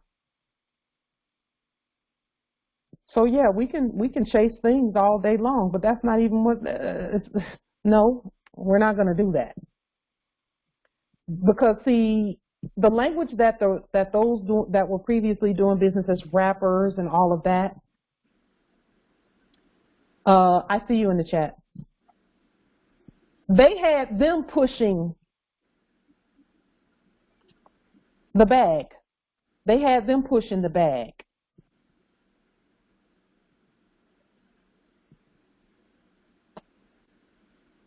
Islam, sister. Islam. Empress. I was interested in the brick system, where a lot of places is using gold-backed money. Is the DeLorean parallel or ahead or behind that system? The only way they would have even bothered introducing that system is because of Delarium.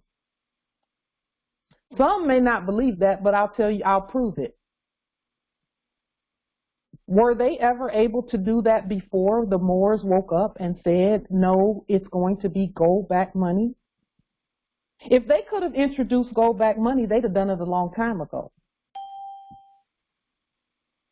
But they weren't able to do it until we said, okay, this is what's being done. This is what's happening. Okay?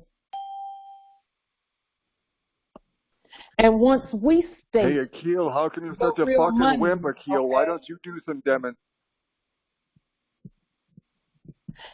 Yes, Islam Empress in the chat. There's this fake. And here's the thing, even them saying anything about gold back, this, that, and the third, is not even real. It only exists on paper for them. And it only exists on paper as long as we say it does. And when it doesn't, it does not.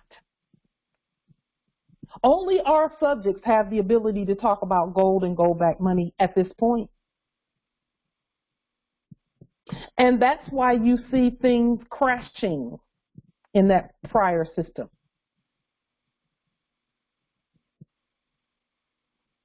Things are crashing. Why? Because we have stated what's what and who's who, and who's doing what real money is, and all of that. We get to say what real money is. And that's according to the law. Just one moment.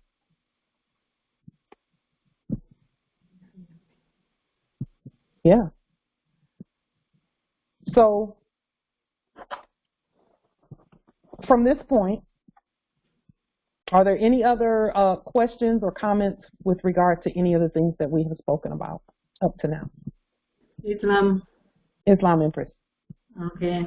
I know you were just talking about the delirium, and I wanted to ask, I didn't want to interrupt before, but since that came up, I wanted to know how can we in Canada obtain the delirium? All we need is your email and we can send it to you. And what you do is you print it out, you put your sovereign autograph on it because you're the real treasurer. Okay. There's no treasurer but the Moors. No one has a treasury but the Moors. There's nobody that's authorized to do anything but the Moors. All right. Okay. So, Empress, also, if you want, if you don't want to put your email address on this platform, you can go ahead and send your request to here. I'll put the email on the screen where you say, "Hey, please send me some delirium." Okay. And this way, everyone can get what they need in terms of, or what's not what they need, because the sovereigns don't need anything. It's what we choose. Okay. Thank you so much.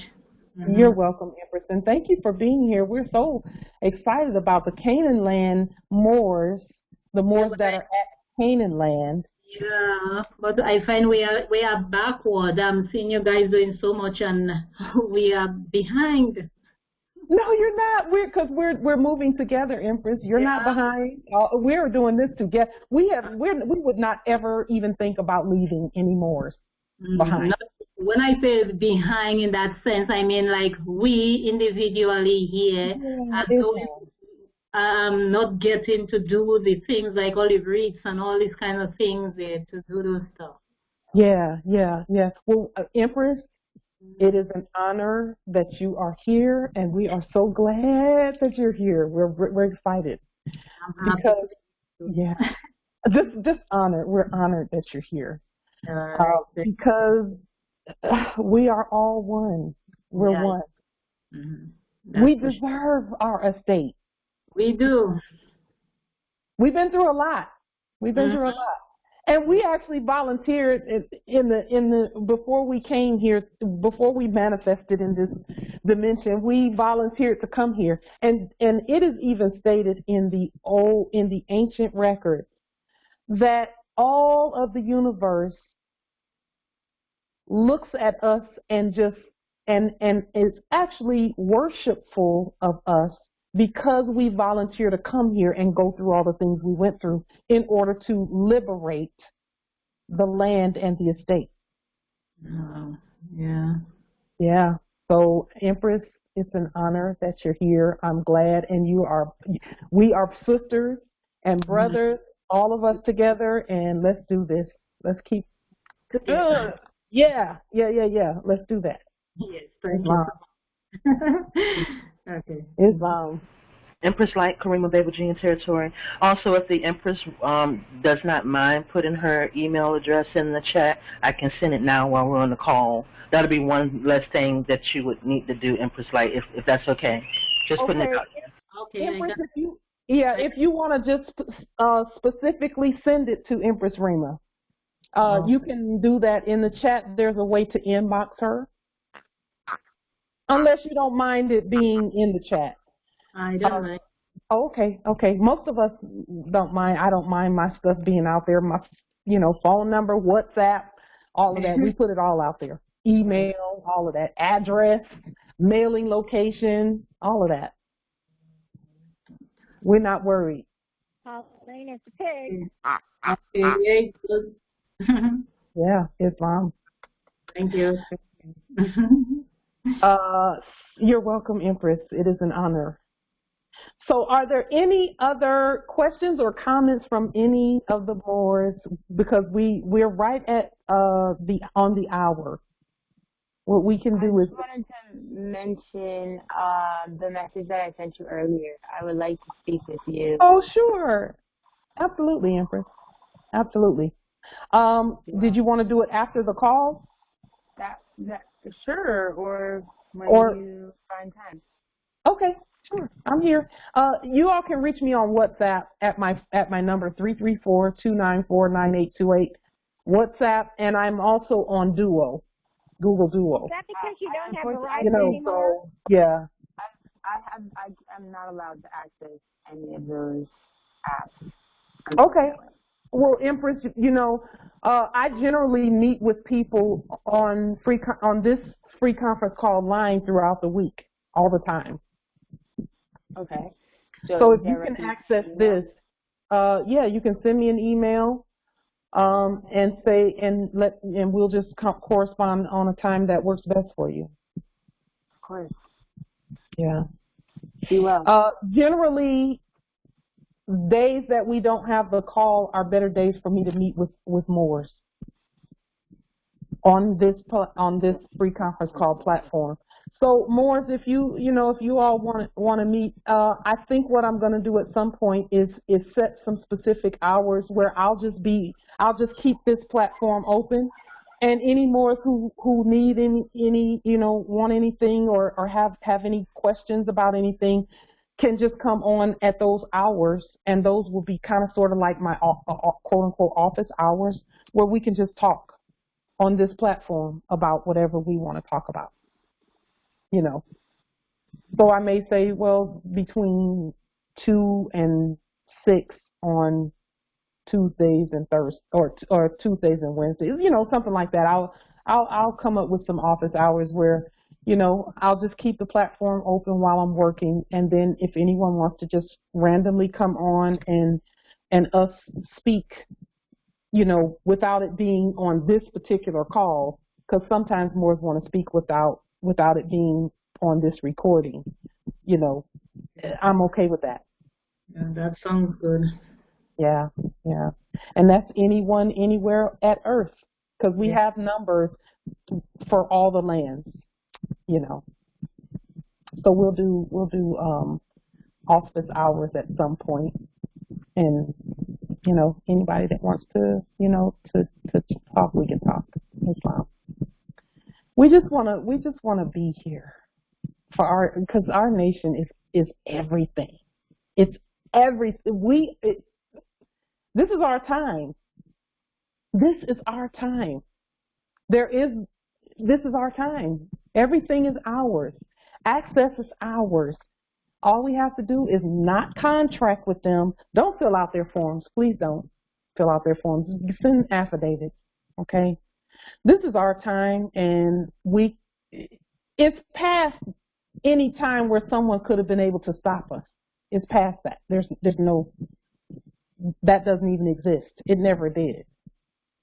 We have fully aligned and adjoined with the ancient ancestral energies. So that's why we're not even worried about things. We're not worried about any of that. The stuff is ours. The estate is ours. Domiciles, we can have as many of those as we want. We have to make it about our brothers and sisters that are out there busting their behinds in that system. They need to come out of that system. And if it takes talking with them about a domicile in order to put a little bug in their ear about, hey, we're Moors and you all need to come out of that system. They can still do the work that they're doing. It just has to be done lawfully. And they have to be willing to you know, because we're gonna give them the documents, period. We're going to give them affidavits by which we obtain things, and they're going to have to go into their studies as realtors, because they're the real realtors when they wake up, and conveyance dealers, automobile dealers, and, you know, all of that, retailers, merchants, commercial people. They're going to have to go into their codes and statutes and look and see that, yes, we can do exactly what we're doing. Exactly what we're doing. They're going to have to up their game now. They had when people were filling out forms, they had that forms piece down pat. Most of us did when we were on corporate jobs. You know, people could come through and fill out the forms, and as soon as those forms hit our desk, we knew exactly what to do with them. Well, if you want to up your game and speak to the real wealthy people speak by government affidavit.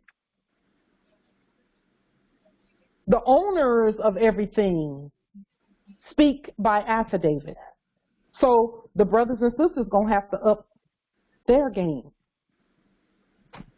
They gotta come up to where we are, which is going to automatically cause them to declare their nationality when they see that, yes, you actually have to check your corporate stuff to know. But see, I'll say this about that, Morris, where conveyance dealers and those who do real estate and all of that, you can go out there on YouTube right now and you can see them starting to wake up, and yeah, they're talking about, ooh, look at these United States codes that say this, this, and this.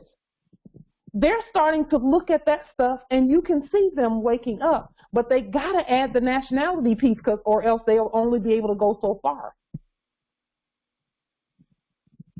They actually have to govern the resources and not just claim them. And the fiat system they can't keep pushing that either.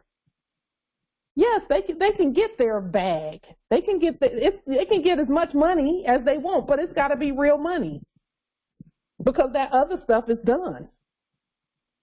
If the one that was previously, a custodian that was previously doing business is Donald Trump, if they're taking his name, quote unquote, off of buildings because he can't afford it, then ain't no sense in nobody trying to feed into that system thinking you're going to just be comfortable and make a whole snatch of dollars, because you're not, because dollars don't exist in that system. It's a debt system. So we, Morris, have to actually show them how to get the stuff without using that system, using our system. And our system looks exactly like that one. That's the thing. It looks almost exactly like it, except in that system, they put fake stuff in there. And we have to show the real. Islam. You wait a minute. You said they're taking the name of Trump, all of his property, all of his quote unquote estates that they claimed that he had. He didn't have any estates. He was putting stuff on our buildings because it can't be abandoned. Someone has to claim it, and either the dead are going to claim it, or the custodians in the office of were claiming it, which is what he is. He's a custodian who was saying, okay, corpus, you can't have that. I'll just claim it in subject status to the Moors because I know the Moors are about to wake up.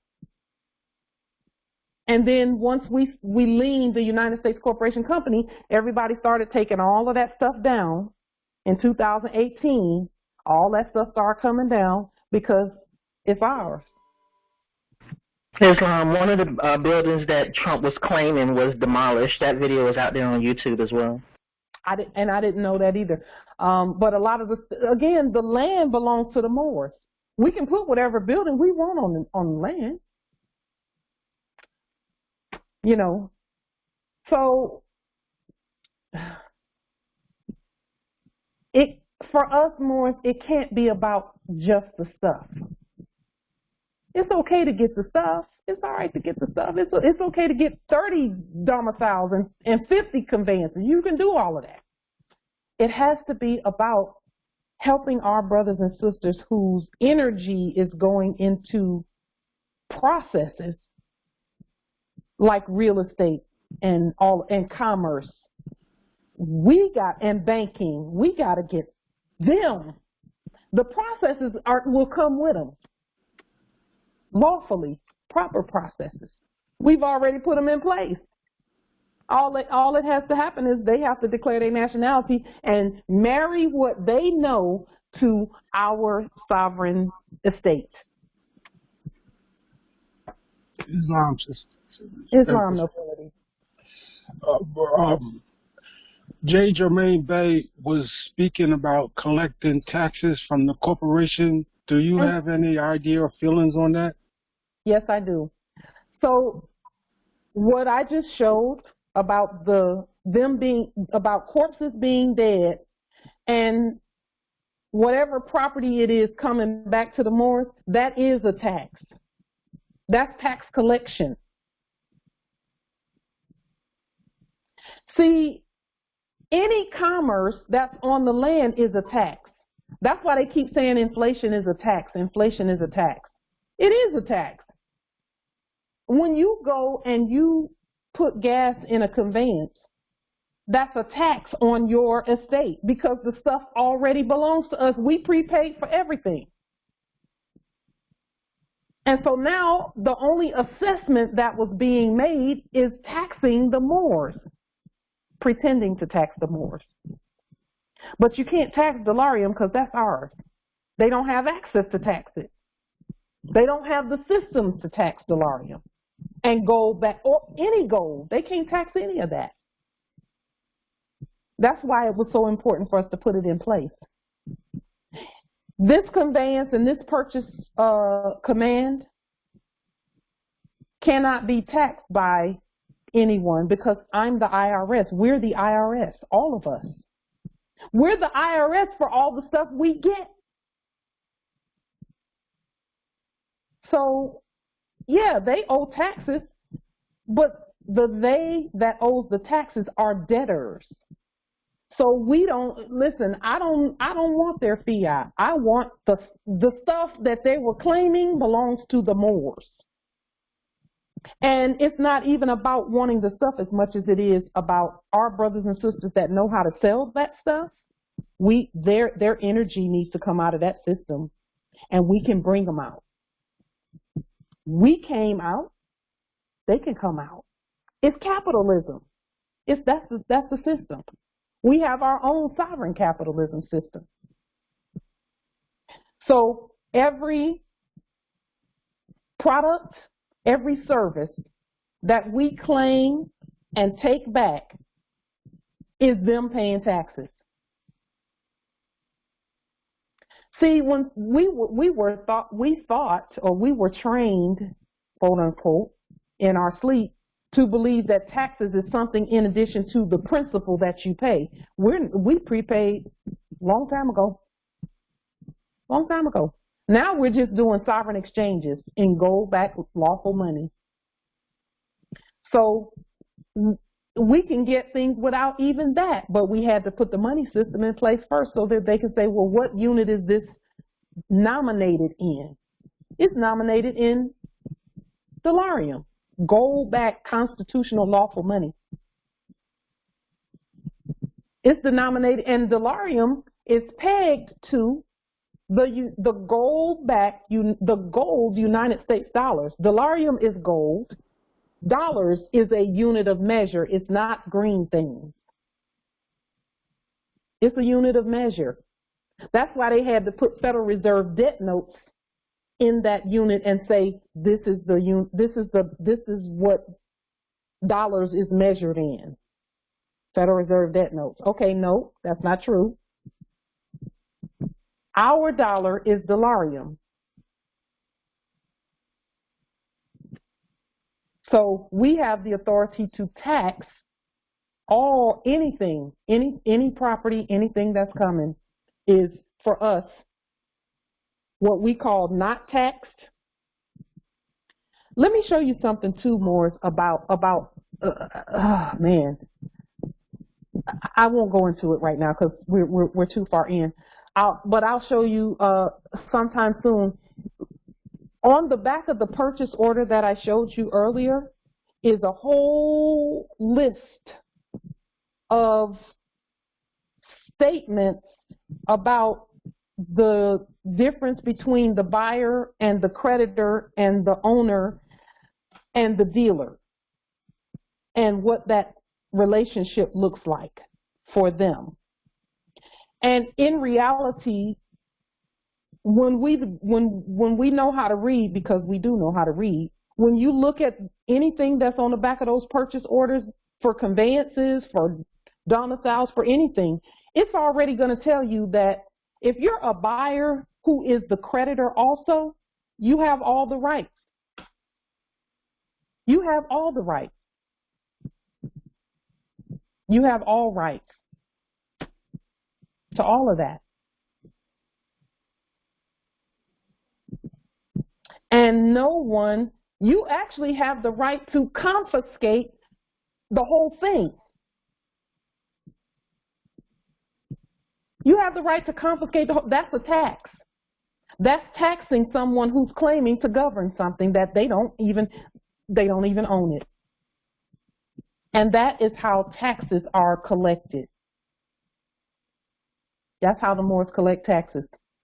Is collect your stuff. Because it's your land. You didn't abandon your estate. You never did. You've been here the whole time.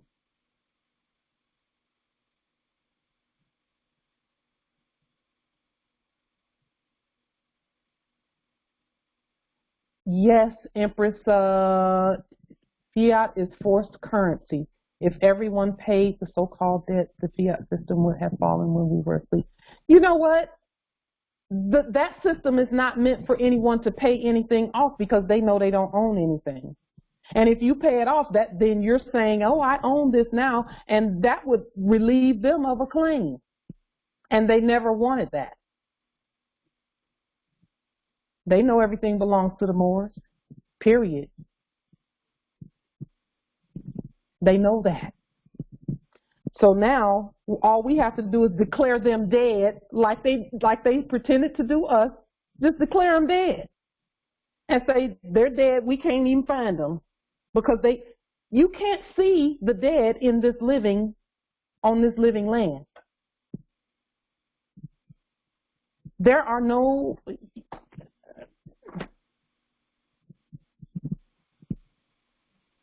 you can't see the dead and they can't see you. I would tell you a story about something that happened to me yesterday, but we'll talk about it at another time because we don't want the call to go too long. They can't see us. I'll just say this. I was walking right in what would be termed the midst of them, and they couldn't see me. Because we're not in the same place. The jurisdiction is different. You know how the court jester and those corporate, they come on and they say, Pauline has 3 warrants about this, this, and this. The real me was down at City Hall yesterday and the day before yesterday walking around with my turban on. I'm the only one with a turban on. Nobody, but they can't see me unless I speak to them. But if some was walking past, hi, how you doing? I know you can't see me. I'm not going to consent to being in your jurisdiction either. We don't speak the same English. They speak a dead language, we speak a living one. And some people might say, you don't have any business going down there and not speaking to those people. They're not people, they're persons. They're corpses, foreign ones at that. Not even on the land. That's why the majority of those offices were empty.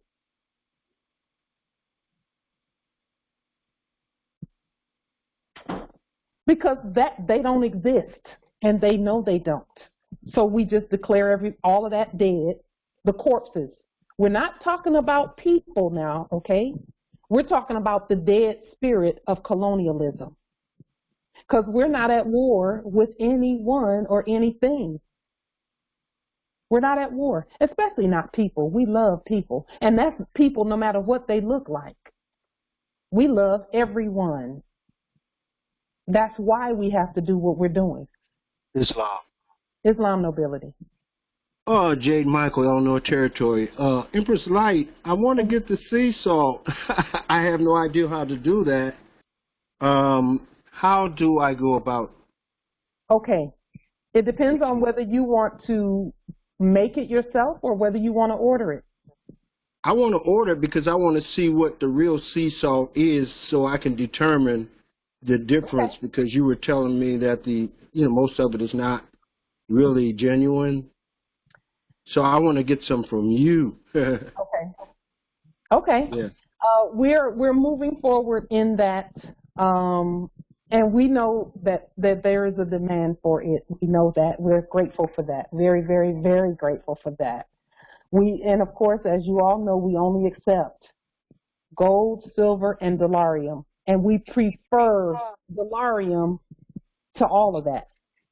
We prefer dollarium for our sea salt because that's to us that's the proper energy and the proper frequency for the product.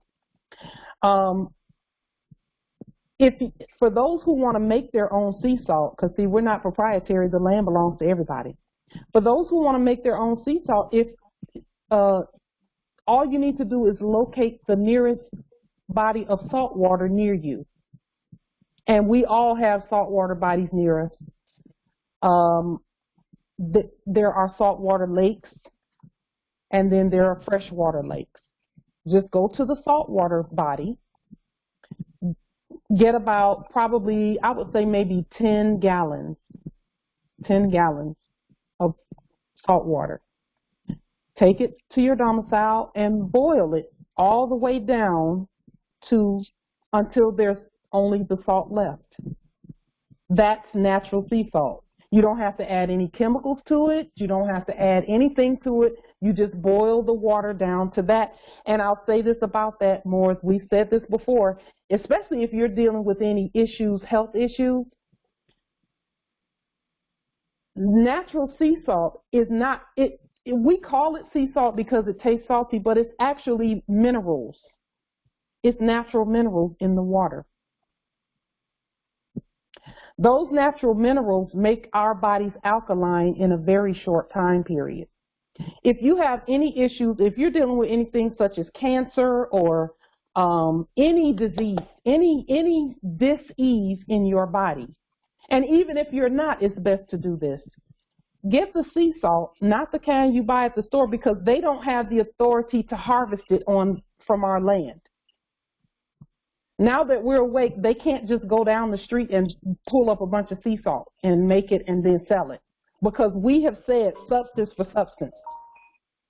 It has to be real money for real substances. So take the sea salt because it neutralizes acidity. The only time we get disease is when there's too much acid in our cells.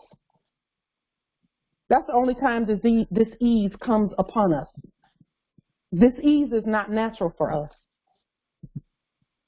And we're already made of oxyribonucleic acid. So when we keep putting acidic things in us, we must neutralize that. Now, you don't have to stop doing everything all at once. No one's going to do that. But if you're everything in moderation, if you like sodas and things like that, for some, they stay away from them, and that is honored.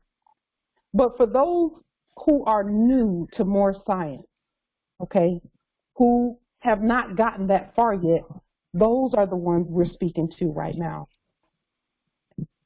If you're going to have acidic things go into your body, make sure that you get some natural sea salt and take it. Because listen, you can take some soda or some coffee, for example, because I like coffee. You can take some sea salt and put it in your coffee, and it will smooth all the acid out of the coffee. It makes it so smooth that you can't even, you don't even know the acid is in there. And in fact, it just neutralizes it. But you probably don't want to get your coffee salty, right? You know what it does? It actually adds a buttery flavor to something that's sweet.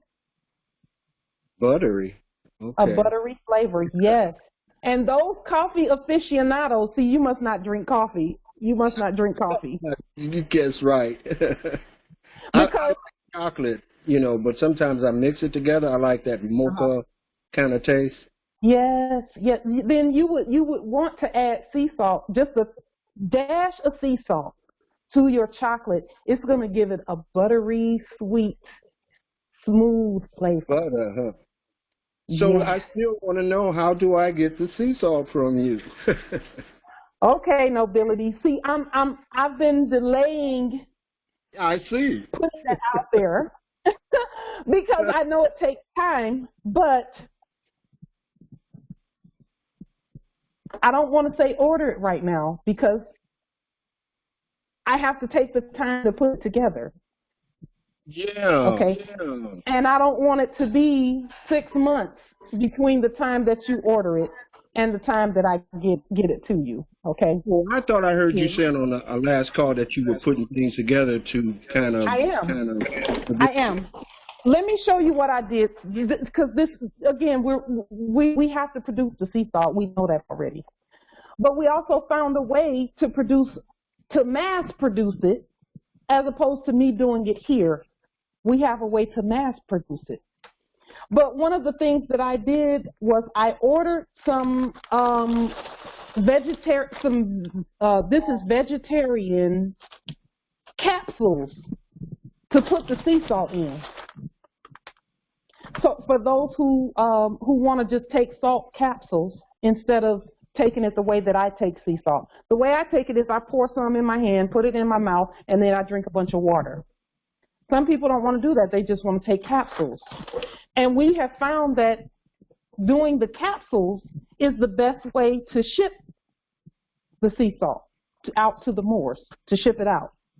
So we recently ordered some vegan capsules so that we can start producing it here.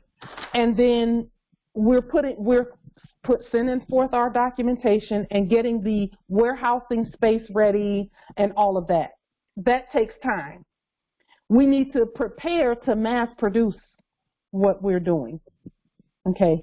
And that's the only reason why I haven't started taking orders for the sea salt, is because we're laying the groundwork to make sure we get it out there in a timely manner. Okay, so it's a little ways off. Because like I said, I want to do it myself, but I want to see what it looks like in its proper, you know, when it's done properly. And because we're in Chicago, we're going to go to Lake Michigan and try to get it done, you know. Beautiful, beautiful. So these just came in a few days ago. The capsules where you open the capsule up, put the salt in it, and then close it back up and put it into a container of some kind so that you can ship it out to those who need it. So we're preparing to get it out there. Islam. I want us to have the operation set up in the building, and we've been talking about the status of the building and what we need to do, okay, with regard to the building. So that's what's taking the time. Okay, Islam, I yield. Yeah, thank you so much. I'm encouraged by what you said, Nobility, because I know that we need to go ahead and get it done. We have to realize too, and I'm having to realize that I can't do everything in one day. That I actually have to pace, out what we're doing. So I apologize that I'm not taking the orders right this moment, because we have Moors at all the other lands who want our sea salt. Our UK Moors want the sea salt. Our, the Moors at South America, and the Moors at France, and the Moors at China, and the Moors at Japan, and they want the sea salt. So we want to get it so that we can get it to everyone, on an ongoing basis, And we just wanted to make sure we could find the most effective way to do that. At some point, we're going to have to start producing our own capsules, because yes, we were able to order these, but that old system is going away. So we're going to have to find ways to do things where we're not having to depend on things that we get from that other system, So we're working as quickly as we can. Meanwhile, demonstrating and all of that in the process, so that we can, make sure that our demonstrations stay sovereign, and that we, that we're not that we stay in the land of the living, and we're going to do that anyway, you know, but we just want to make sure, you know. So are there any other questions, comments, etc.? Updates on the merchant card in the chat. I see that. Anyone at any time can print merchant cards for yourself. Your documentation has to be what we discussed previously for the merchant card. This conveyance and this demonstration that we're doing with regard to the conveyance, it is actually going to put the purchase order amount, that purchase order amount goes back onto my merchant card because we've confiscated what was already ours. It's like if you sell someone something and they don't pay for it and you take it back, you've taken that back into your inventory and you put that amount back onto your ledger. That's the tax that our brother Justice J. Jermaine Bay is talking about. That's what taxes look like. Is when we confiscate the things and then we say, okay, this is worth this much. Let's put that much back on our books because we have the property back. And then we can, you know, we can lawfully and properly do an exchange with other Moors on the property. Then is when you take things off the books and it's gone over to other Moors, you know. And the Moors are not taxed. That's why our ledger will look like it's looking. But with these conveyances and the things that we take back, we're actually adding to our books as a tax on the debtors. And we're saying, okay, we collected the tax for that conveyance, when in reality we're collecting tax for whole dealerships because that's our stuff. And we can do it one conveyance at a time if we want to do it one conveyance at a time, or we can do it all conveyances at a time, which we've done. We've put that on the public record, and now we're saying, okay, let's go ahead and start confiscating. But see, as we confiscate, we want to make sure that everything is done decently and in order, and that we know how to put things, where to put them, how to inventory and record properly, so that, you know, and how to manage and govern it properly, you know. So that's what we're doing, even with regard to the building that we're going to be storing, the temporary storage for the sea salt while we're getting it packaged up and sent out. We want to put that process in place also. You know, we see where we can get sea salt to the whole earth in massive, massive numbers. But we want to start first. It has to go out by our hand first so that we perfect the processes. Then we can mass produce. Islam.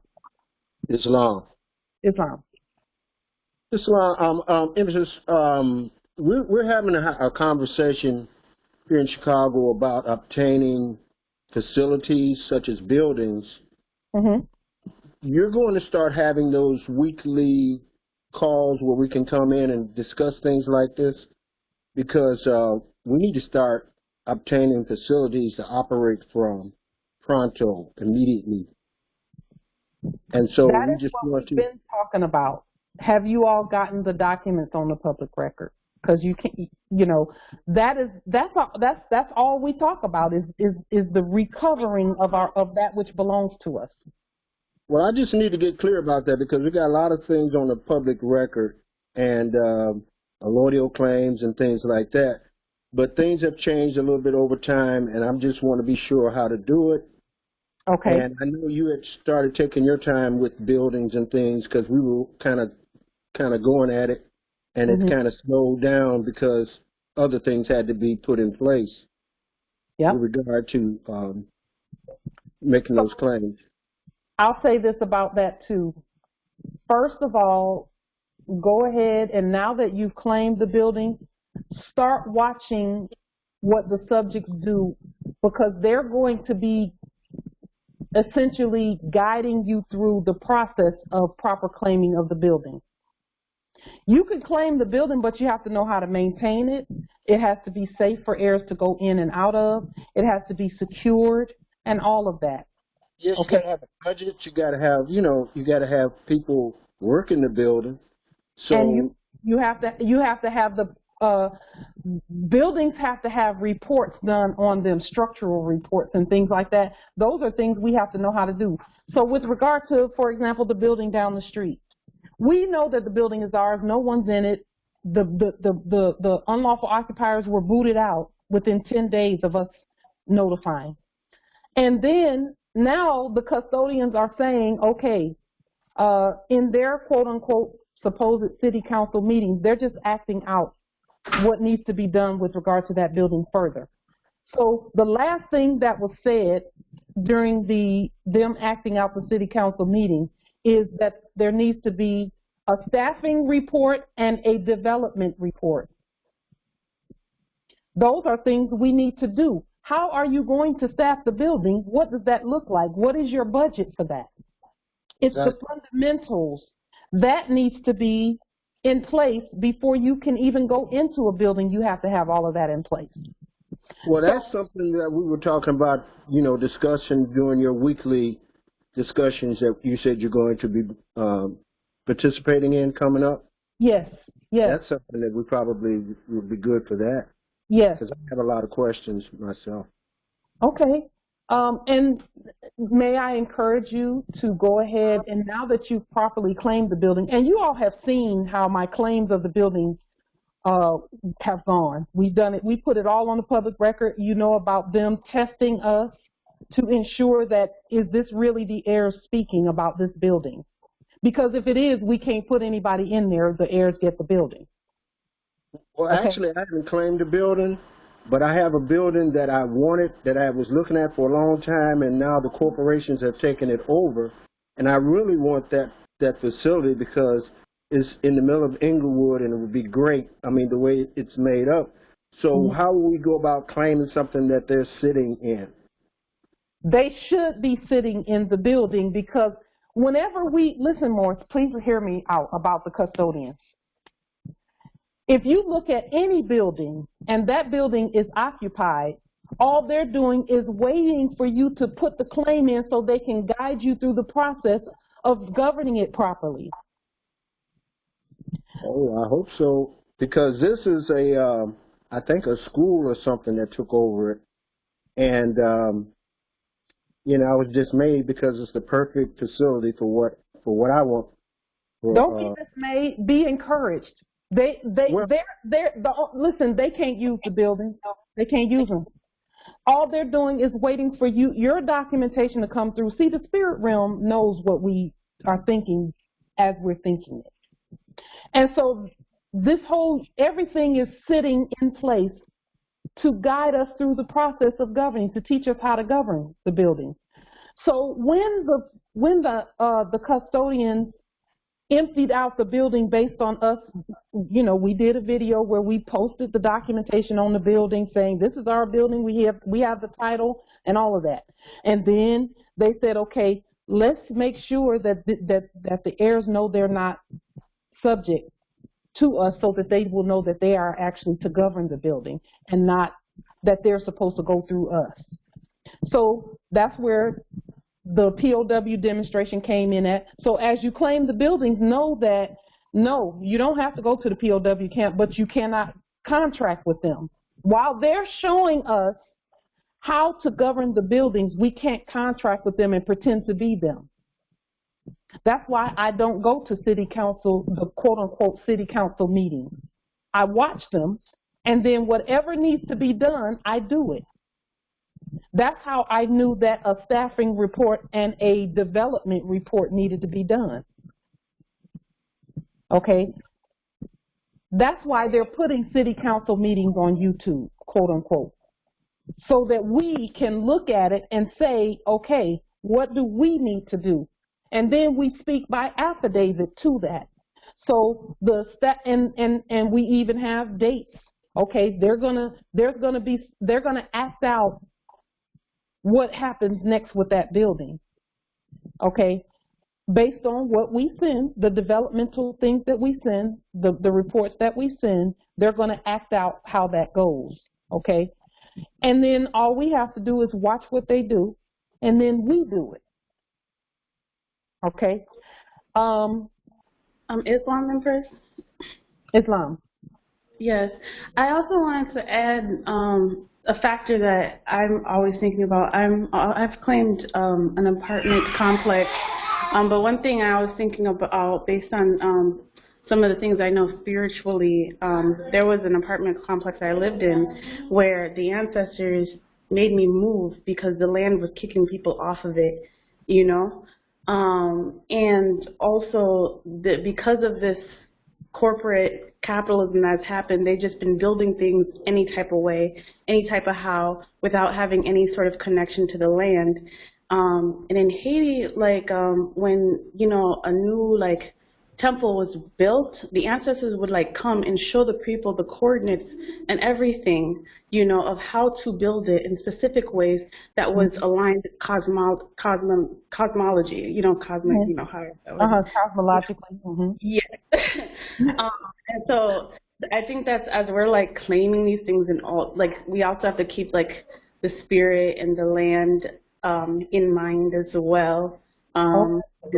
Yeah, you know, there's things that will claim that you might have to like tear it down, you know, and make it and build it differently or make some adjustments based on what is in spiritual alignment. So I yield. Yes, yes, yes. Now, Empress, I'll say this about what you said about the land kicking people off. They were kicking everyone who had a corporate contract off. They were just showing you, and they just wanted to show you that that's what happens when we wake up and we start claiming things. The corporates don't want to be in it. There's something that we put in them that will tell them, you got to get out of there or we will haunt that place until you get out of there. And they leave right away because we put something in them that will tell them move. It was really bad. I remember like there was like a bunch of bugs that started to come, and like it was just like some sci-fi movie type stuff, which is my life. Yeah. You know, like it was crazy, but it was, you know, I'm in Minnesota, and the whole city of Minneapolis, you know, during this like cosmic wartime that was happening, was like sort of under like a very like low vibration where it was, land was literally cleansing itself. Yeah. Yes. Yeah. You know, Empress, I'm glad you said that. All we have to do is continue doing what we've been doing, which is claim the things that we claim, and then watch what happens to it. Okay? We have to watch what happens, and then we start responding based on what we see happening. We just respond based on what we see. It's our job. This is the transition that we're in. Governing is transitioned back to the Moors.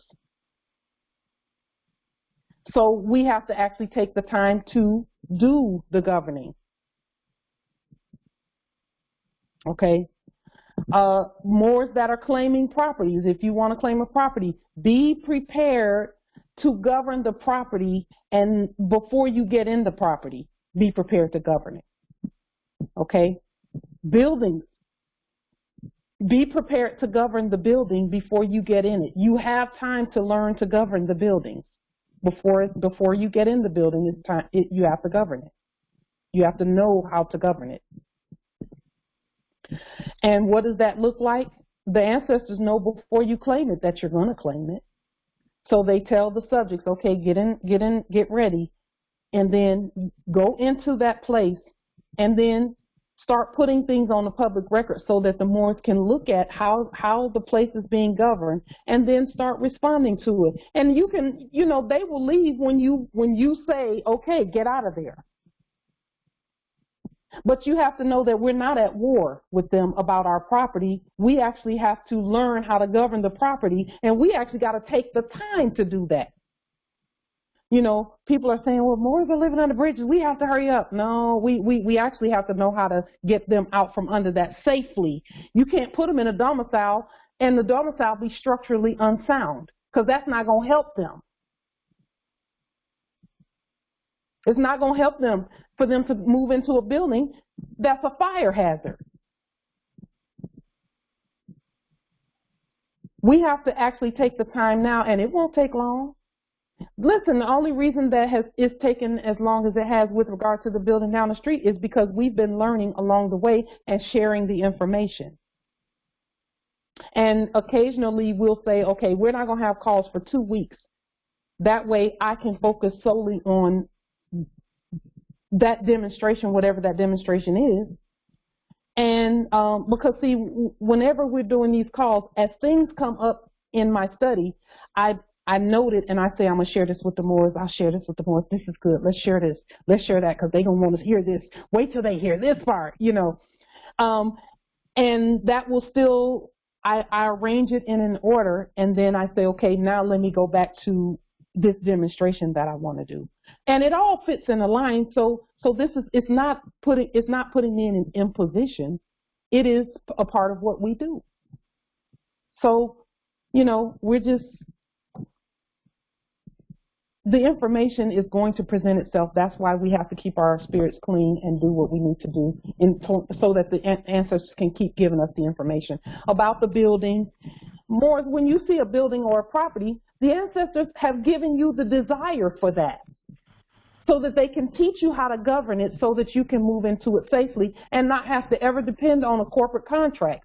If something happens, like there's a fire or there's some type of something going on with it, you'll know how to take care of it so that you don't have to contract again. That's the part that we're in right now. That's the transition.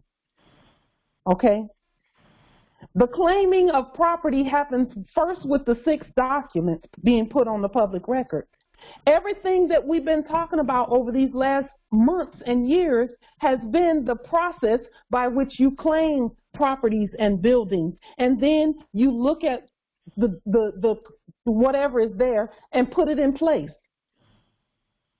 Now we have proper enforcement because we know how to enforce without contracting and having that enforcement turn corporate on us. Okay? There's a little bit of noise coming from 1 or 2 of the lines. I'm not sure. Are there any other questions and comments? Again, Morris, the process for claiming properties and buildings and all of that, you actually have to take the steps to do that. We already know you need a allodial title. We know you need an indemnis facier. We know that you need to notify. We know that your nationality has to be first and foremost, because citizens and subjects cannot claim property on our land. And we actually, that's our job. We have to do that, including conveyances and all of that, and groceries and all of that, because that stuff is ours. But the ancestors they are continuing to allow, not allow, because we're our ancestors' return, but to uncover our ability to access all of that, the more competent we are.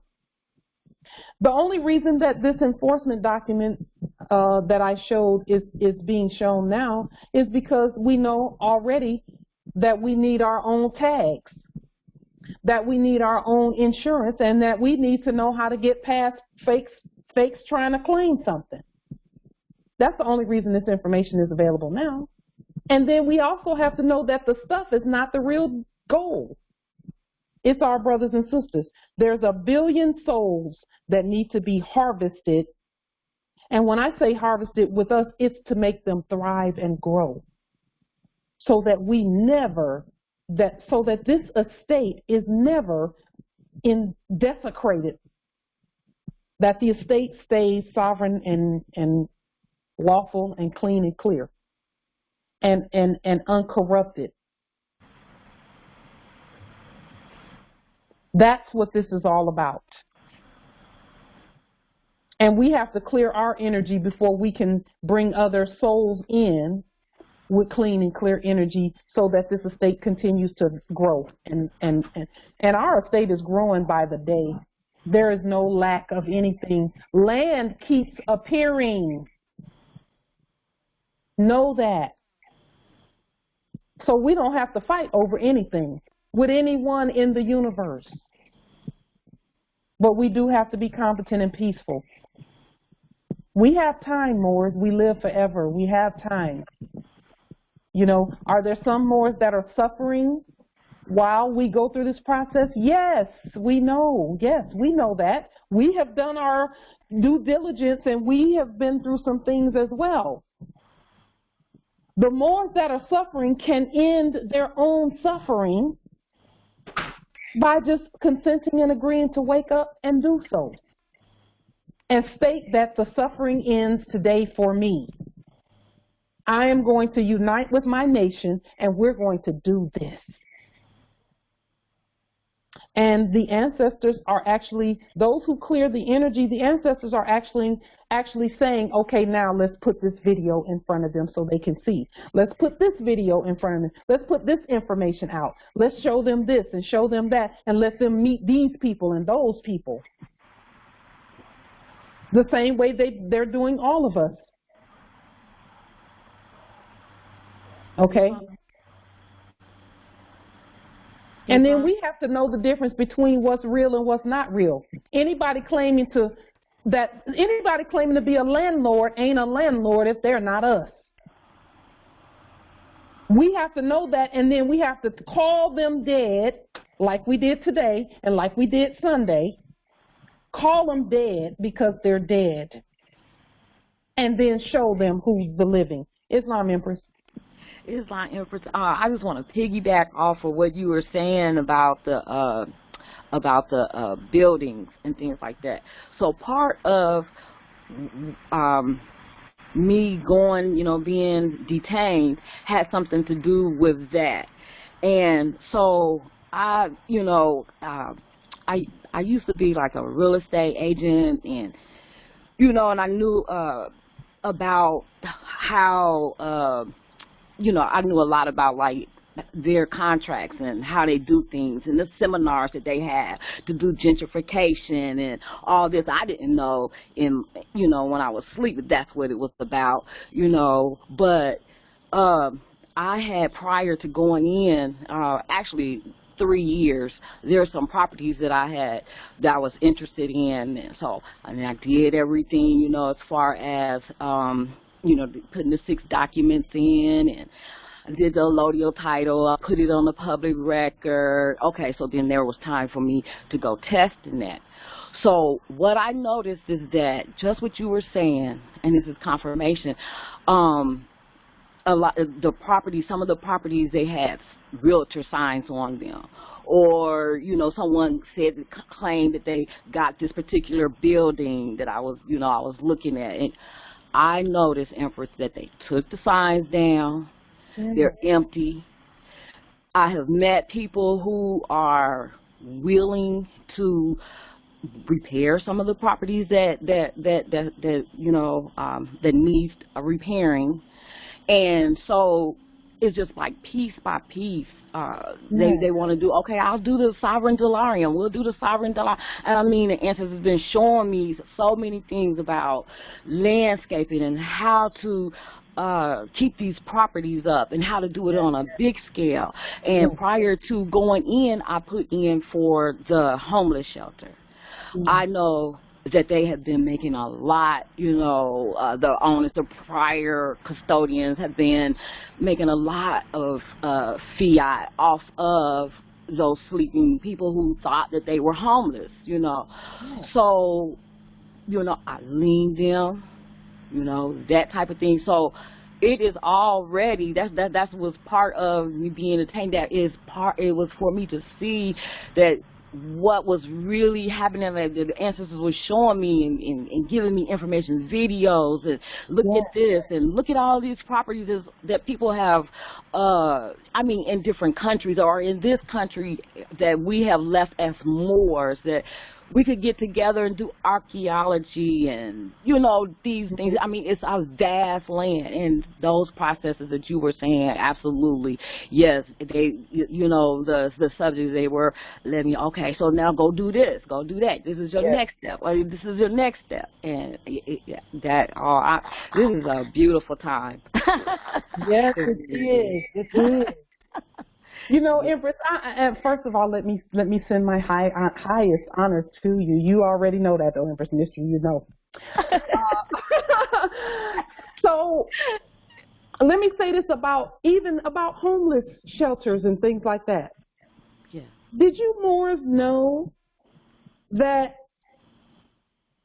the state has been paying homeless shelters up to, and this was the latest figure I heard, $56,000 a month for one homeless person that they house. Yes. One. Well, to me that didn't make sense, because I'm thinking, well, if you can pay $56,000 a month, why can't you just give them a job and pay them $56,000 a year and let that be, or $100,000 a year, and they can take care of themselves. Well, because it's not even about that. It's about the capitalism. So we need to be doing that, using our system, because the way that our system works, Morris, is that a homeless shelter is really just a place to cultivate the Moors so that they stand on their own two sovereign feet. While they're there, they can learn. They can be getting erudition. They can be introduced to who they are. They can get all of the clothing and whatever else they need in order to declare their nationality and be themselves on their own land and govern their own vast estate. Because believe it or not, and we know this, most of the people that are homeless are educated. Yes. Well-spoken. And many of us have been on the verge of homelessness at one point or another. So we already know that it's not about what you know in that sense, in the education sense. It's about what you know where erudition is concerned. That's the part that was hid from us. We must know that. And so that we can, you know, it's our turn. We need to do this. Where homelessness is concerned, I could not believe how much they were claiming that they were getting. $56,000 a month, not a year, for one. And then if you have 200 homeless people, or people that think they're homeless, because nobody's homeless on our land. Nobody's homeless on our land. This is our home. We just need to govern it. But Moors who are doing that need to know how to do that competently beforehand. Yes. Go ahead and claim the building so you'll know how to take care of the building if something happens. Go ahead and claim it, and then watch the custodians, because 9 times out of 10, and really 10 times out of 10, they'll claim the building first. It'll seem like they're claiming it first, but really all they're doing is setting up to teach you how to, number one, govern it, and number two, put them out. You actually have to do that. You got to put them out and then govern it by watching them. Watch them. They're going to put paperwork up that says this building belongs to such and such and so and so, la, la, la, la, la, la, la. We have to know, okay, what's next in the process. We notify. And when you notify them that, okay, you all get out of that building, then they may not get out right away depending on what you need to know. Now, in the case of this building here, they got out immediately. But that's because before we did anything, Empress, there's some feedback coming from your line, a couple of the lines here.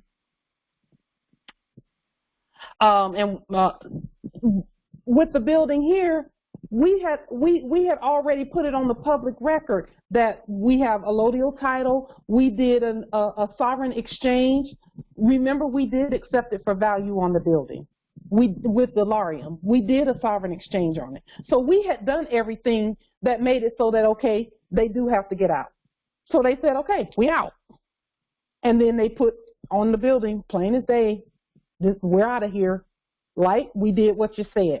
Now you need to know how to govern this building. So next thing we know is we saw something that said proposed land use proposal. And they had something about a city council meeting, a quote unquote city council meeting, where in 30 days on such and such a date, the city council is going to be meeting about this building. So I said, okay, let me tune in on Zoom and see what they're talking about so that I can address it. Well, before that time came, I had already prepared another lien, and I said, okay, let me at least notify them, send some documentation first, so that my claim, I've made the claim already on the building. I was just reassuring myself, really, because they already knew. And while they were having the meeting, I hit send on the email that sent notification that this is a court action. And I watched the looks on their faces as they saw the email come through. And the energy changed. And I'll say this, Morris, don't let changes in their energy change you. The energy changed kind of like seemingly in a belligerent way. But that's because they have to switch up what they're doing when we state that the property belongs to the heirs. So what did they do? After that, they started posting things saying, we're having a meeting about this, we're having a meeting about that. So I would listen to the meeting and I'll say, okay, well, they're saying that this needs to be done, this report has to go in, and engineers have to do this, or the first one was the fire marshal piece. So we talked about this as it was happening. I was telling you all in real time what was going on and what I was seeing and what I was sending with regard to the fire marshal. We went into the building, me and the other Moore went into the building, and we recorded and we posted that on social media about the condition of the building. We couldn't see all the way in there because there were unlawful occupiers standing there. And they were saying, you can't come in here, you can't come in here, but they didn't stop us. So we just went ahead and, you know, did the videoing and everything. And then 10 days later, they were out. So now we have to pay attention to what the custodians are saying, because we need to know what else is necessary. The custodians already know what needs to be done with the building, but we have to do it. And doing it just means sending the proper documentation. They already know we know how to inspect a building. They know we know how to secure and guard a building. It's not the actual actions that is that needs to be demonstrated. We know how we've been doing security. We've been inspecting things the whole time. We know how to do the actual actions. It's the documentation of it and proper, so that we don't have to contract with them, that we need to do. We have to know the codes and the statutes, where fire marshal codes and international claiming of vacant buildings codes, and what that looks like. We have to know that. It won't take long, Moors, for us to learn it about, if we focus on one property and then watch the custodians and then do the actions, the court actions, and let our courts speak, then you'll be able to, they're going to give you the keys and the access. It's not even gonna, they're not even gonna fight you. But we have to know how to govern it. Because see, what we've been doing in the past is claiming buildings, but then if a fire happened, we wouldn't know nothing but to pick up and call 911, and here come policy enforcers wondering what you're doing on the property.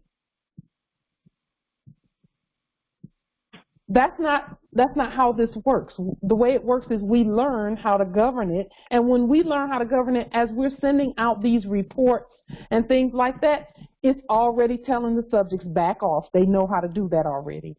Back off, they know how to do this. Back off, they know what title allodial title is.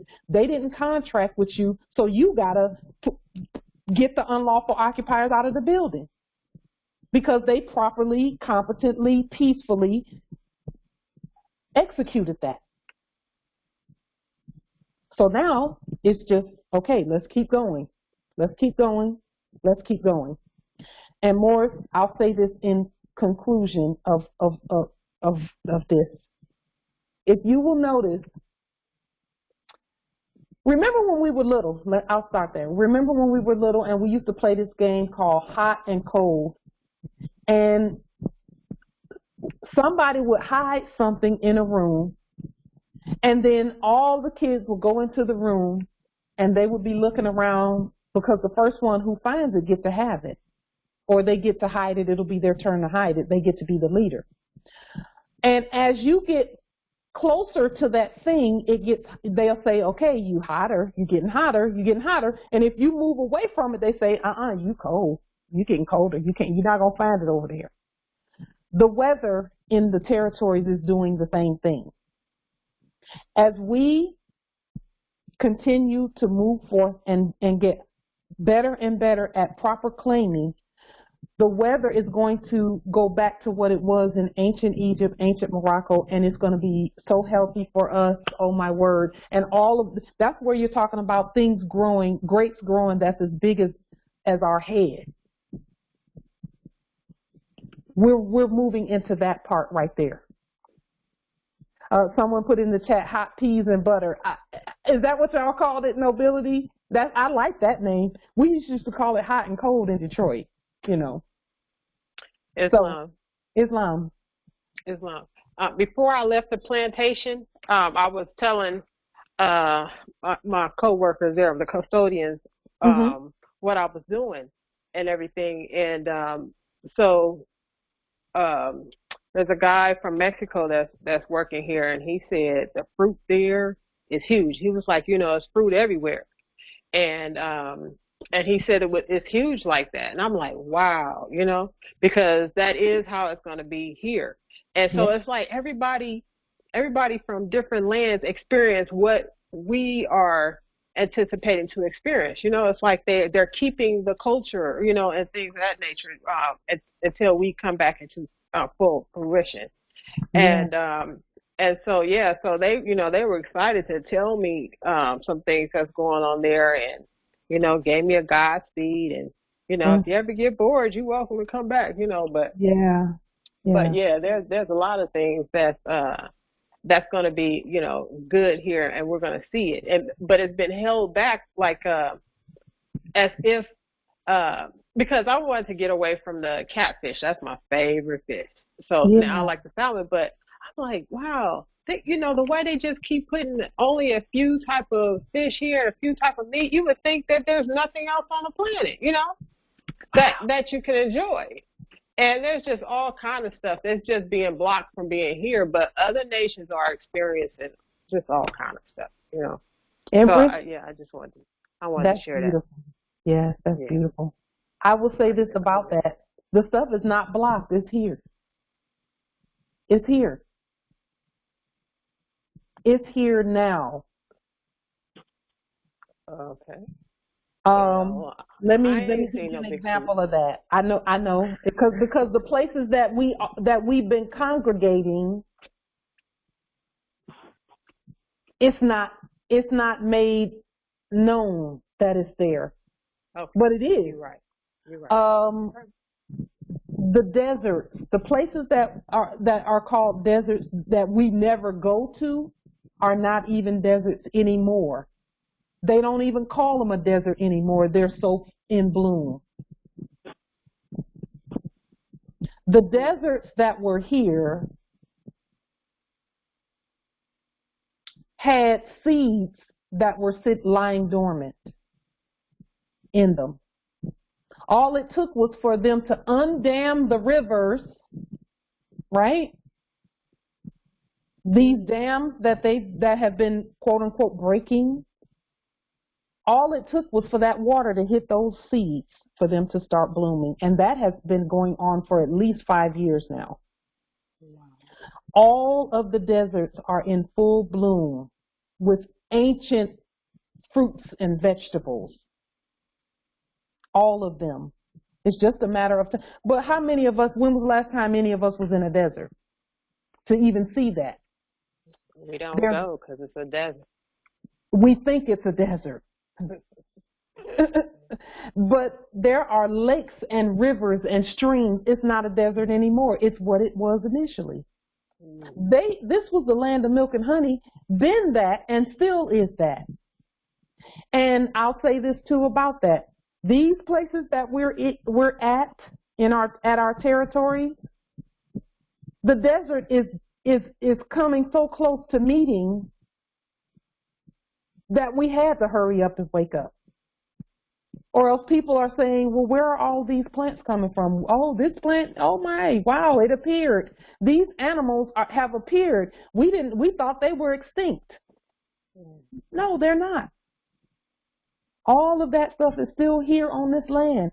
We've just been keeping ourselves in one little area. There are places in all of the territories where you can just look at it and you see roads seem like they go, and the road just seem like it leads to nowhere. And nobody ever goes beyond that. But if you go beyond that, you're going to see ancient temples, these nature preserves and all of that, military bases, all of that. Those are all natural resource places, and our ancient buildings are still standing there.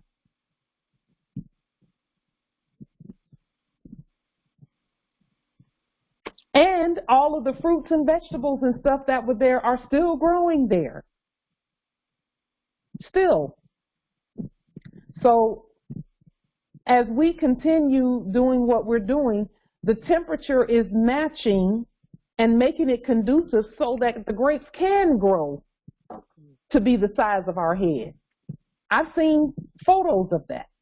And it literally took 4 people to carry 1 cluster of grapes. That's already happening, Morris. There are fish in the lakes and streams that are appearing that we didn't even know about. Some of them don't even have names yet. We actually are gonna have to name them. Plants, fruits, vegetables that don't even have names yet. It's almost like Genesis is taking place all over again. The Biblio-Heliotech Genesis and the Garden of Eden. It is literally, it's happening right now. And that's why I say, you know, we should rejoice. We should be so ecstatic and excited right now, and then stand. It's okay to be tested. Be tested. I was tested yesterday. Policy enforcers who knew, I knew, and they knew they couldn't touch me. I knew it. They knew it too. They wouldn't even speak to me. They started trying to go through someone else. And I'm like this. I'm like this. Okay, well, all right. We know they're not talking about me, so I'm going to chill right here. They can't touch us when we don't contract with them. And the only reason that that test appeared was to show me. The ancestors wanted to show me that I have the authority to go and get our brothers and sisters from that fake, fraudulent, those places, and not worry about them, about policy enforcers. Because sometimes the valley of the shadow of death is where our brothers and sisters are working. They're working in that valley, and we have to get them out of that valley, knowing that the shadow of death is not death. It's not. Death has no authority over us. And when I say death, I'm talking about commercial death as well as physical death. But commercial death specifically. As long as we don't contract with them, we're good. We just have to know that. So with that being said, yes, Europe is on fire, and that's corporate Europe that's on fire. Yes, corporate China banks, those were not real banks. It's the people that are the banks. The original indigenous that are the banks. So what happens when the original indigenous stand up? Everything else must take a seat. Everything else that was pretending to be us must take a seat. Especially when we call it what it is, Islam. And yes, how they're dealing with the citizens at corporate China, I saw that, Justice Markell. I see. Islam, Islam.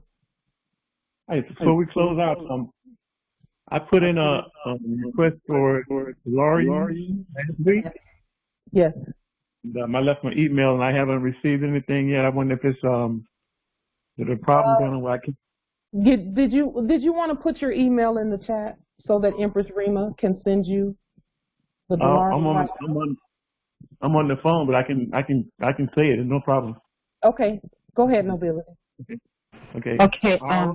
Give me one moment to pull up my notepad, please. Okay, no problem.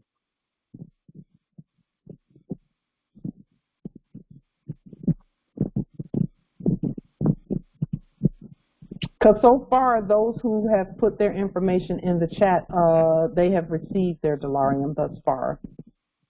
But we do want to make sure that everyone does. Okay. He can probably check his junk, because what she just sent me went into my junk mail, so he should check his junk as well. Yeah, check your spam Okay. and all of that as well, please. Okay, no problem. I'll do that. Okay. Okay, Noble, I'm ready. Okay. RONEYG 617 @gmail.com. Yeah, check your spam, because I'm pretty sure that because everyone else has been receiving it from Empress Rima. Oh, okay then. I'll check that as well. Yeah. Oh, yes, Noble. This is the same. Okay, this was on Sunday. I sent it to you. Yeah, so you may want to check your spam or your junk mail. Okay, thank you. But I can, no problem. And I'll go ahead and send it again, too. Let me read that back to you. Give me one moment. So that's RONEYG like gold 617 @gmail.com. Yes, that's correct. Yes. Okay, I'll send that for you now. Yes. Okay. Check your spam, please. Okay, I'll check that as well. Okay, thank you. Yeah. Islam. Well, if there is nothing further from the Congress, this sovereign, lawful Congress, there's a little bit of feedback coming from one of the lines. Okay. Yeah, as well. Islam. If there is nothing further from this sovereign, ancient, wealthy, what other words can I use to describe this Congress? Magnificent. Yes! I need more words. Help me. Morris, help me. Magnificent. Yes, magnificent, unified, sovereign, lawful, beautiful, robust, bountiful, robust, spectacular. Yes. Ancient. Yes, all of that. This is that. We are that. Energy. Yes. High frequency, highly honored, noble. What did you say? Nobility. Majestic. Yes. Magnanimous. Yes. We can even make up words because we're the Phoenicians. Marvelous. Yes. how do you say wealthy and rich at the same time? Prosperous and all of that. All of that. We will, divine, yes, Justice Yaqub Ali, divine indeed. Abundant. Abundant, yes, yes, indeed. And honestly, Morris, I will say this. I believe that we are the 144,000 that were sent. Astonishing, I love that. That are sent, all of us. We're part of that 144,000 that are sent to show the heirs that are coming what to do. Yes. I affirm that. Yes, yes. Yeah. Phenomenal. Yes, phenomenal. Ooh, I like that. Phenomenal woman by Maya Angelou. That is what I thought about when you said that. Yes, Islam. With that being said, we will adjourn here and we will meet again on Sunday at 6 p.m. Eastern. Thank you, Moore, so much. Our energy is unstoppable. Unstoppable. We got this. Islam. And we are peace and the grand rising. Yes, yes, yes. We're grand and we're rising. And we're love, truth, peace, freedom, and justice. We are our ancestors' return and all of the above. We're the gold, we're the land, we're all of that. Islam. I speak those spells over our nation right now. And not over our nation, but with our nation, because you can't really speak over the sovereign. You can speak to and with. So, yeah. Islam. Peace and grand rising to the sovereign, original, indigenous, ancient, natural, divine, majestic heirs. Peace. Grand rising. Peace. Islam. Freedom and justice. Nobility, no doubt. Yes. Indeed. Indeed. Shalom. Shalom. Indeed, Justice Yaqub Ali. I like that word. Okay.